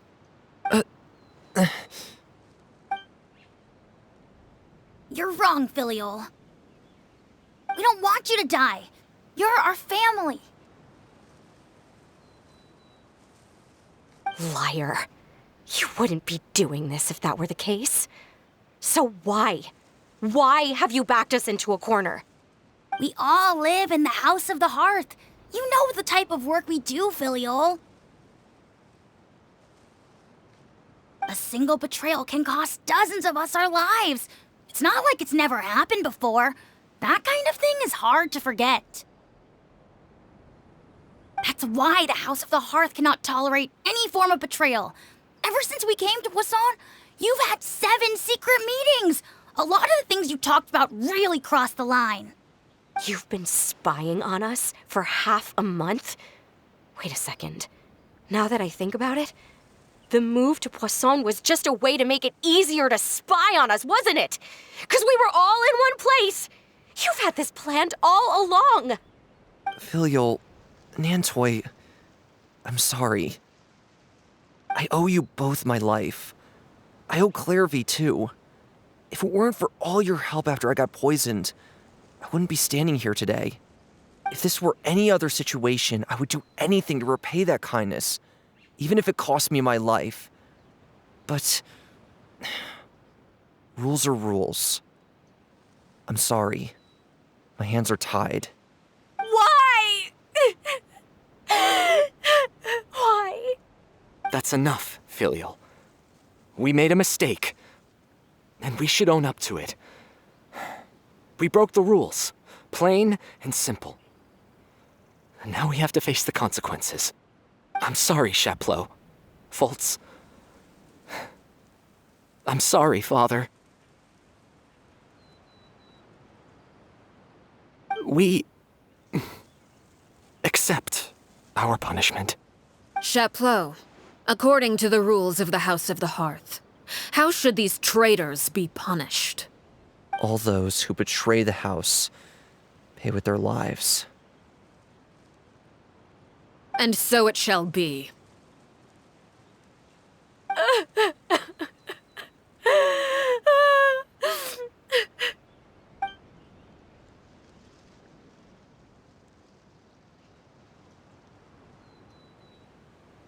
Father, please wait! Something you want to say, Lini? Please reconsider, Father. What Filiol and the others did, does it really count as betrayal? We all come from broken families. From the very first day we joined the House of the Hearth, we wanted nothing more than to make it a real home. But the truth is, none of us know what a real home should look like. I'm not saying I have all the answers. All I know is this. Killing Filiol and the others may uphold the rules, but doing so will only bring us further away from being a real family than we've ever been. So please, Father, please reconsider. I agree with Lini. Father, please. Lini, you...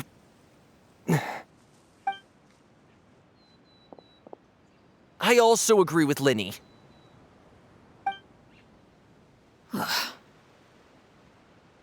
An order once given cannot be rescinded.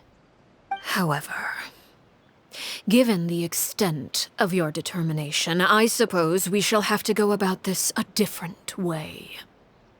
Draw your weapons and face me. Our weapons? Father, are you referring to a duel? Precisely. The rules of the house will not be altered. Traitors must be punished. However, resolving disputes with a duel is also one of our rules, one that also applies to me. Demonstrate a sufficient showing of strength, and I shall offer a concession. Wait.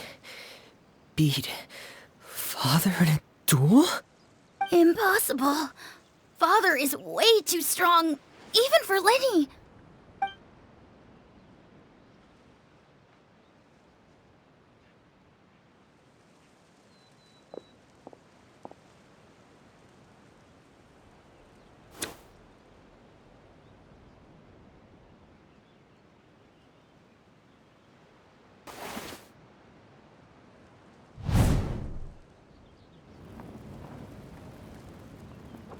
Did you hear that, Traveler? Lenny and the others have to duel the knave. What should we do? Can they really win something like that? If they lose, those people from the house are really gonna be executed. Hey, are you listening?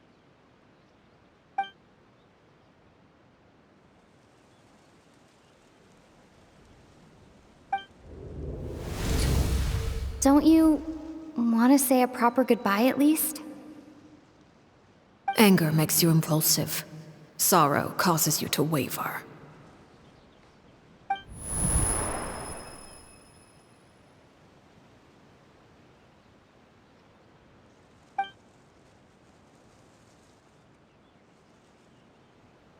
Oh, looking at that expression on her face, she seems really serious about this. Guess that means there's no chance she's throwing the duel on purpose, huh?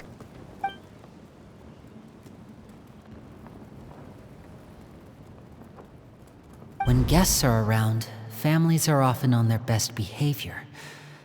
And any disputes are less likely to escalate. When the time comes, make the choice that you deem most appropriate in the situation, and lend your help to the House of the Hearth. What's wrong, Traveler? Hey, where are you going? Traveler?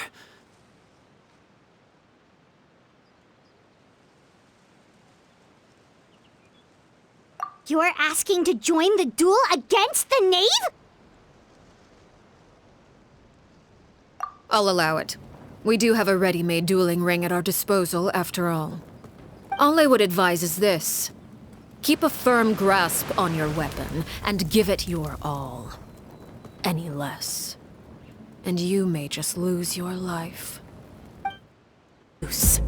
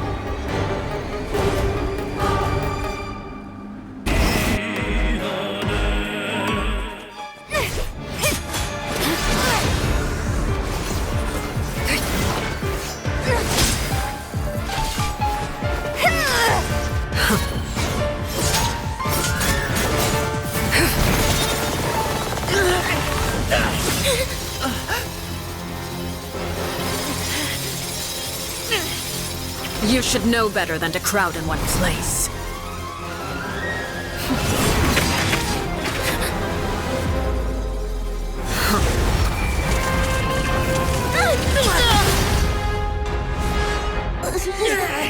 Oh, I know. No! I'm sorry, Father!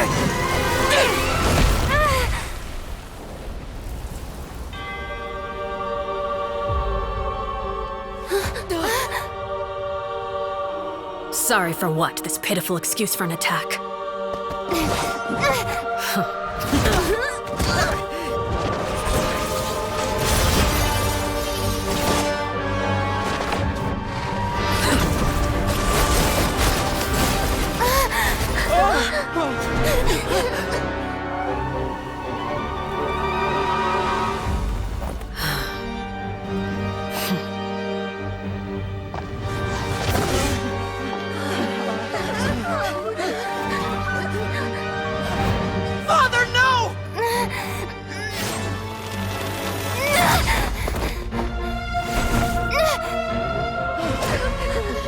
figured it out, did you? You're stronger than I expected.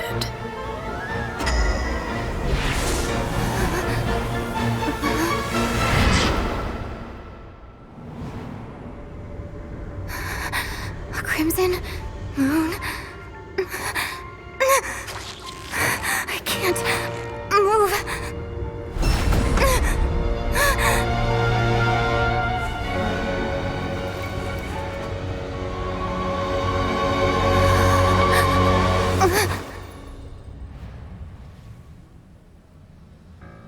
Still, not strong enough to beat me.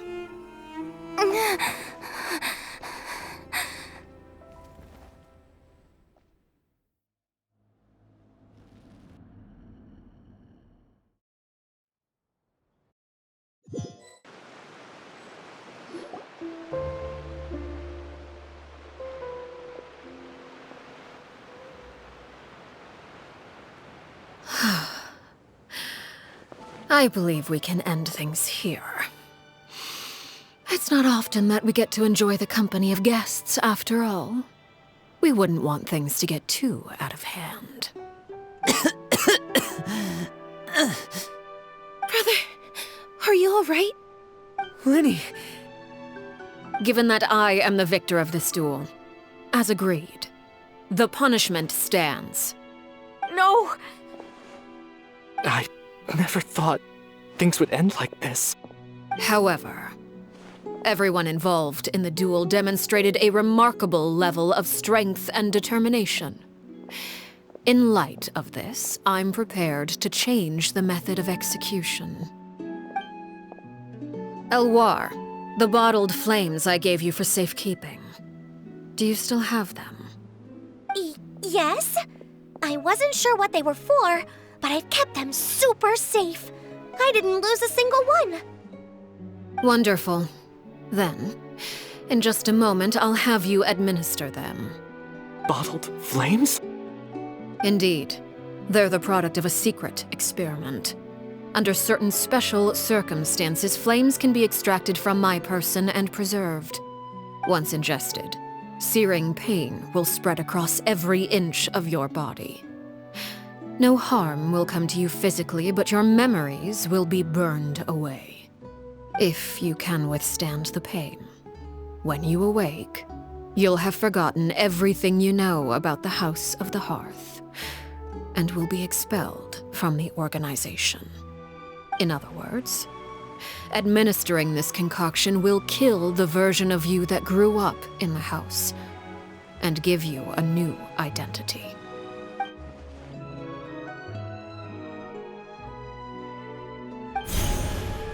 Memory is a mysterious thing indeed. Losing a portion of your memories will alter your sense of self.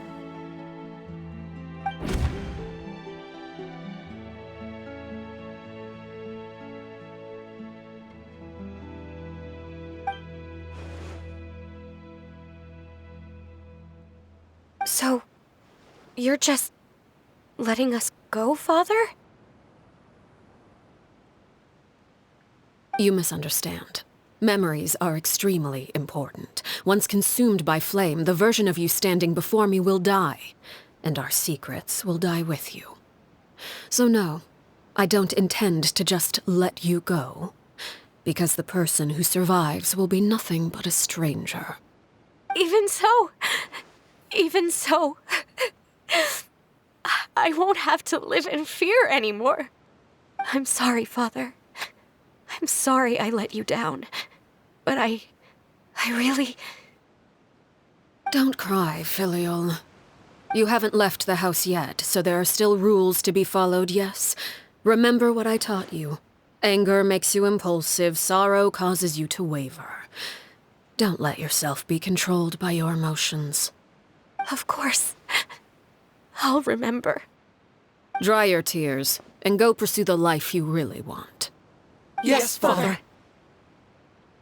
Chaplot, Foltz, Elwar, take them back to Poisson. And bring Lini and the others as well. I prepared 3 extra vials of bottled flames. As for whether to take them, the choice is yours. Goodbye, children. The next time we meet, I will no longer be your father.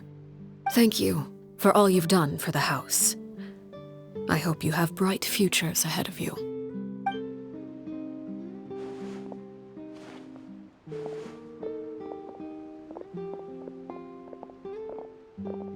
Father.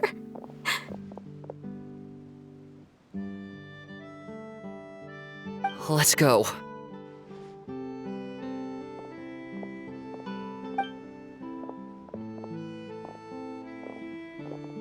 Here, grab my arm, Lini.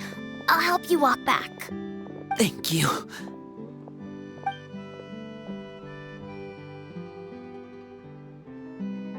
Klérvi.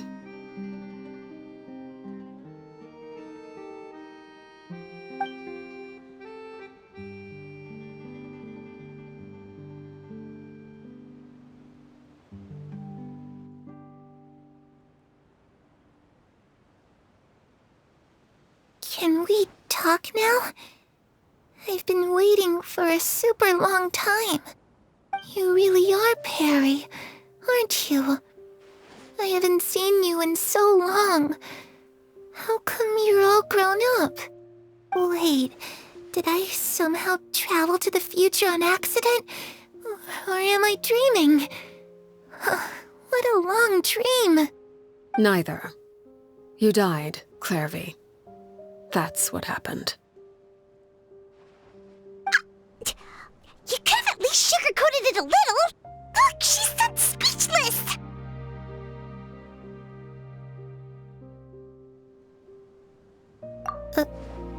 Oh. Okay then. Huh? That's it? You accepted it just like that? Yep. If that's what Perry says happened, then I believe her.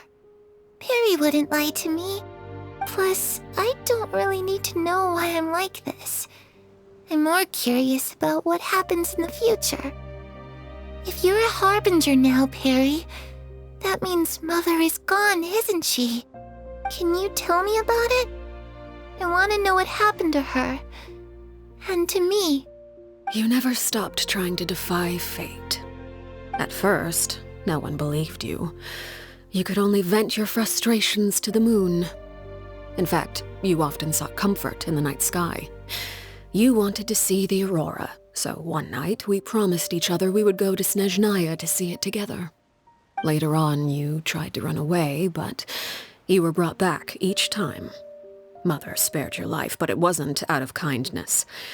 Instead, she decided to make an example of you by slowly torturing you over time.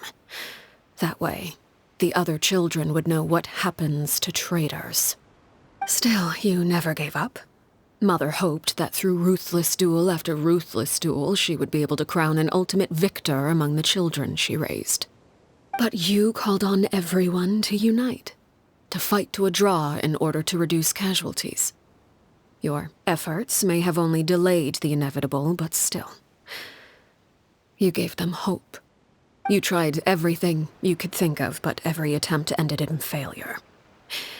Still, you never turned your sword on Crucibina, and you never turned it on me. On that gloomy day, you told me, "For the last 16 years of my life, I've done everything I can to fight for freedom.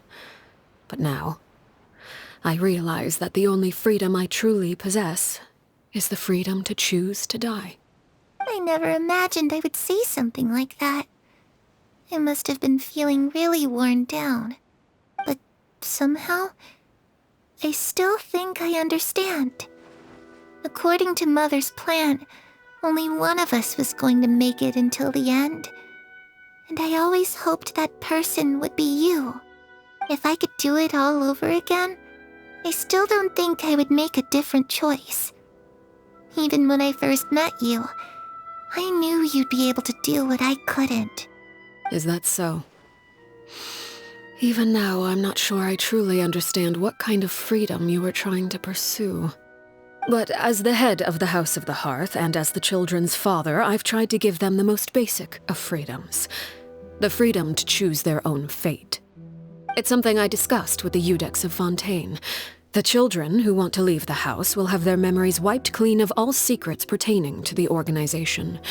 In return, they will be allowed to live a normal life in Fontaine without being prosecuted for their past. Of course, I won't simply hand freedom to them on a silver platter.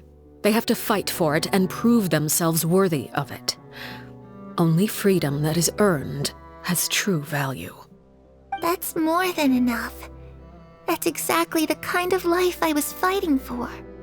You know, Perry, I think you're a pretty amazing king, and a really great father, too. I'm really happy that you're the one who took over the house. I guess I do have one regret, though. I still haven't seen the outside world. Well, it just so happens that our dear guests over here have been to many nations and traveled to countless places. Perhaps they would be willing to tell you what the outside world is like. Really? Of course! We've traveled all over the place. We've got so many stories, we could probably talk your ears off for 3 days straight.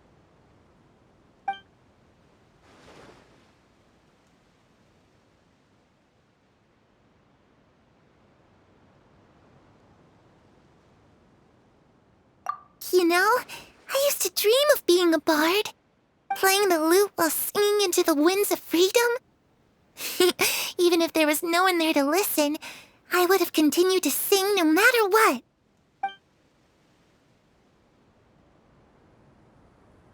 Ah, that's where Mora comes from. I never knew that before. If I had some Mora, I would buy 3 new dresses. One for me, one for Perry, and one for Mother. It's just too bad Perry doesn't like wearing dresses. And Mother, well, she probably wouldn't accept something like that either. I guess I'd just have to keep them all for me then. I could wear a different one every day.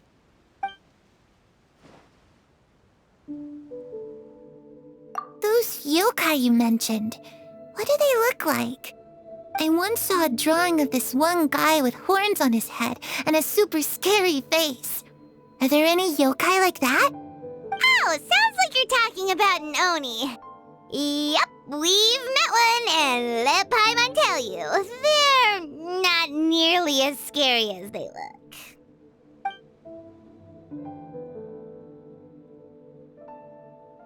I was always too afraid to skip Mother's fighting lessons.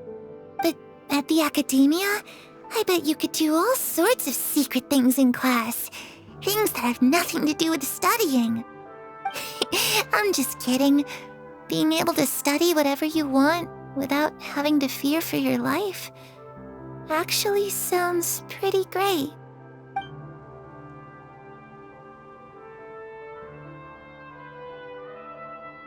The situation was super dangerous. Lenny and Lynette were accused of committing a crime, and they were going to have to stand trial at the Opera Epicles. Oh no, that must have been hard for all of you. What happened next? Don't worry, we were able to turn the situation around super quickly, all thanks to Detective Paimon, of course. How'd you do that? Come on, tell me. Okay, so it was like this. After the failed magic show, we rushed to the scene and...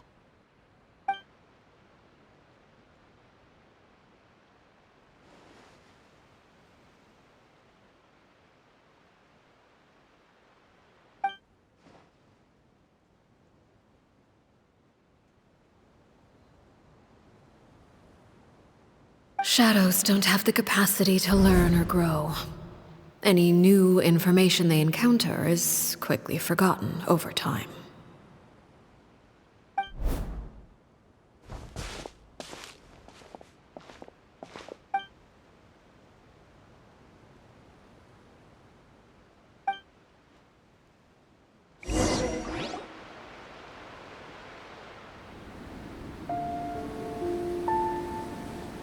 Kllervi, you've worked tirelessly from the shadows to overthrow the House of the Hearth.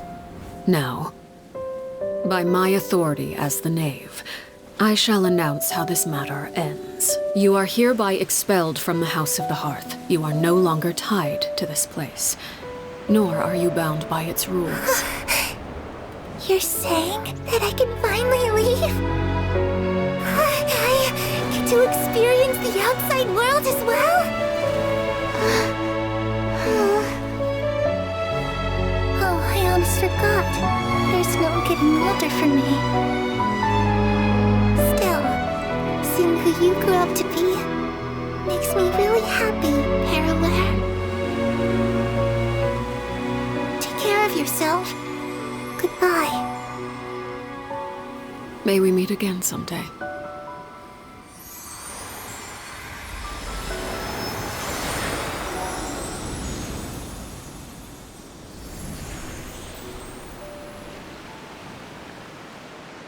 Klärvi.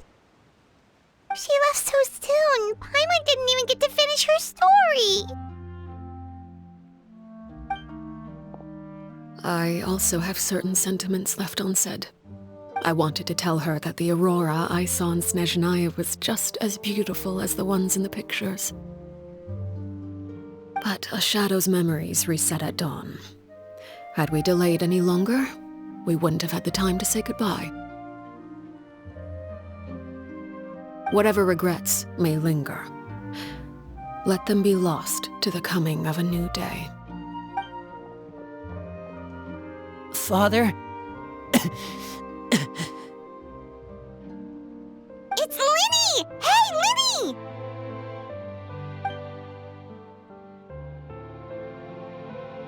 What is he doing back here? Let's go check it out.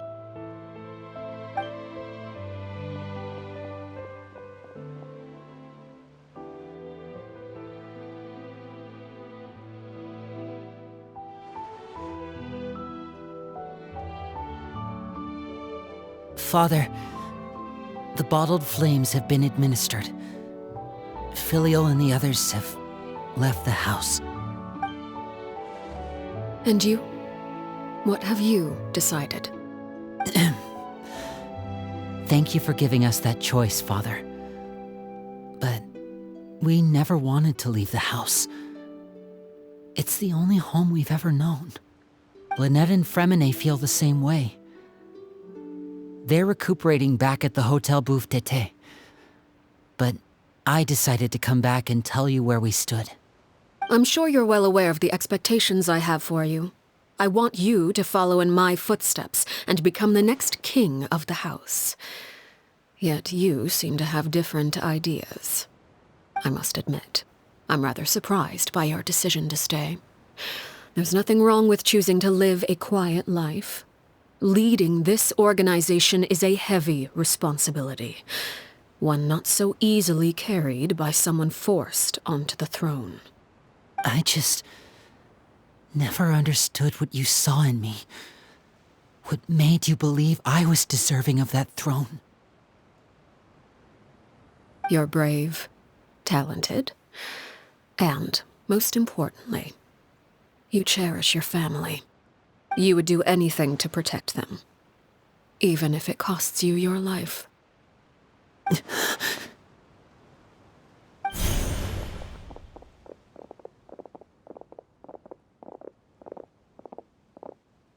Speaking up back there was so brave of you, Lini.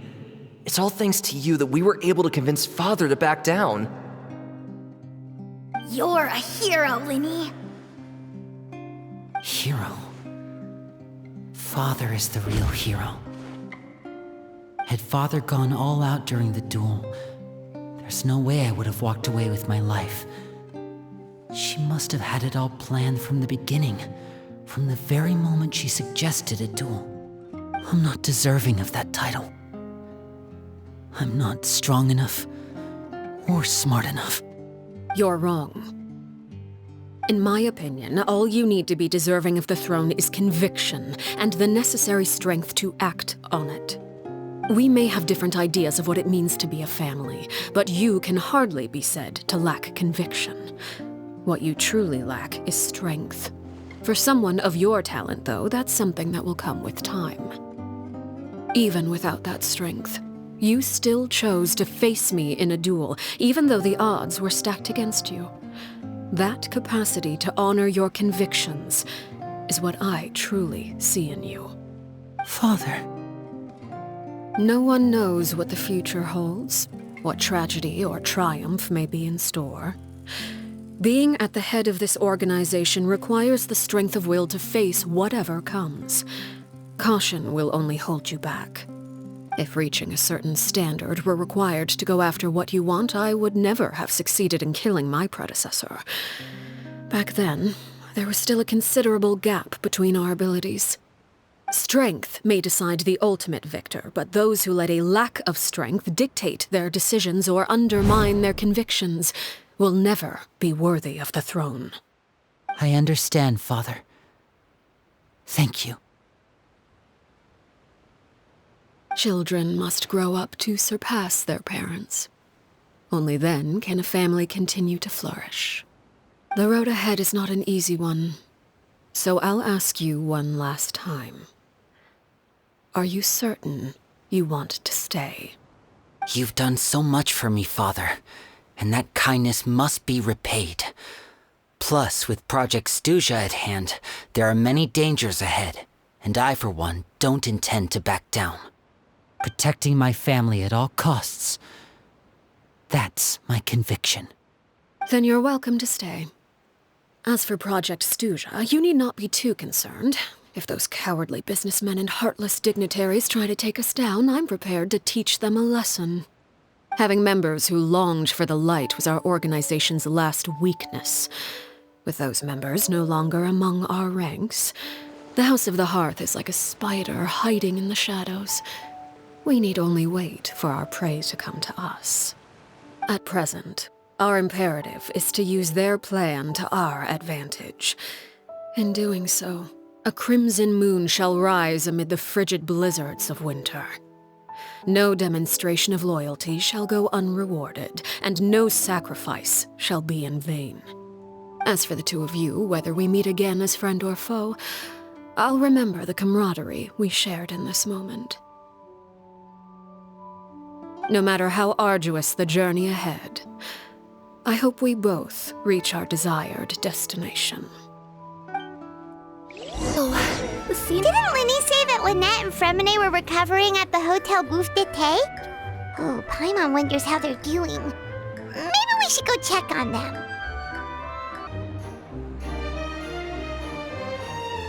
Lynette, Fremine, how are you feeling? Much better. Whew, what a relief! What about you? Are you feeling all right? I knew you'd come out unscathed. Us, on the other hand, well, we've been bedridden for 2 days. I couldn't even turn over. Oh, and I wanted to ask, is Klérvi gone? Lini and the other members have left Poisson and returned to the House of the Hearth. According to him, there haven't been any more sightings of a spirit roaming the house.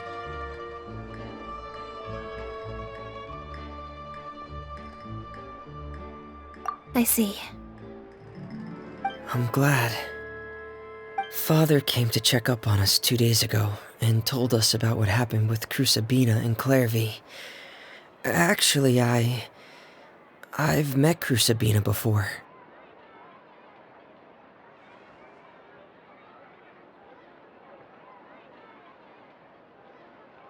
Wait, what? You've met the former knave? Crusabina died a year after Klérvi. It was during the year between their deaths that I joined the House of the Hearth. Crusabina had an extremely cruel and radical way of doing things. While she was alive, the atmosphere in the house was suffocating. When I joined, though, the experiment she valued so much had already come to an end, and all the people involved, dead and injured alike, were gone. Crusabina never talked about the past with us newcomers.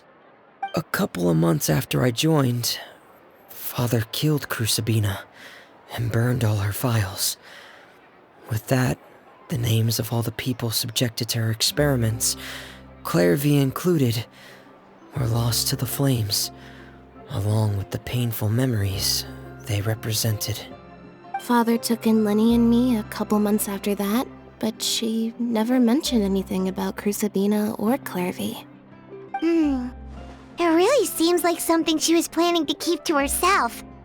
The last time you talked to her, did she mention why she kept it a secret for so long? She said she didn't want us to be affected by the darkness of the past. She was worried we'd develop a false sense of gratitude towards her if we knew about it. The foundation of a family should be free of any corrupting influence.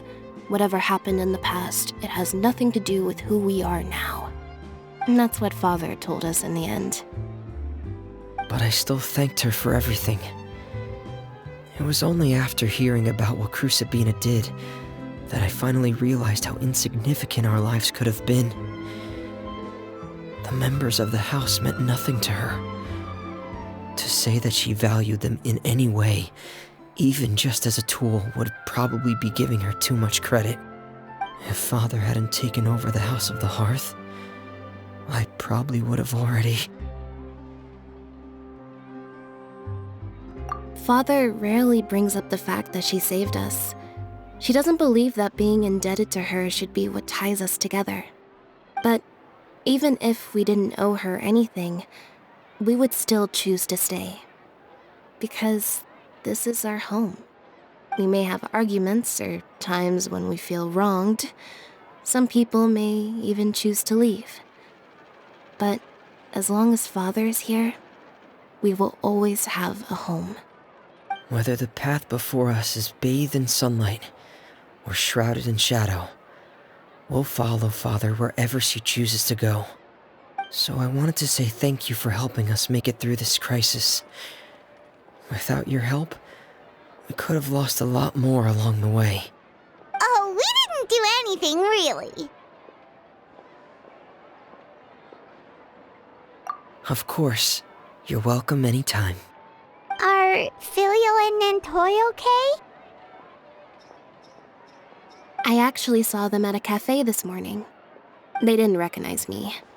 From what I could tell, they were drinking coffee and talking about one of the operas that started running recently. They seemed happy. If I had to take a guess, I would say they finally found the kind of life they always wished for.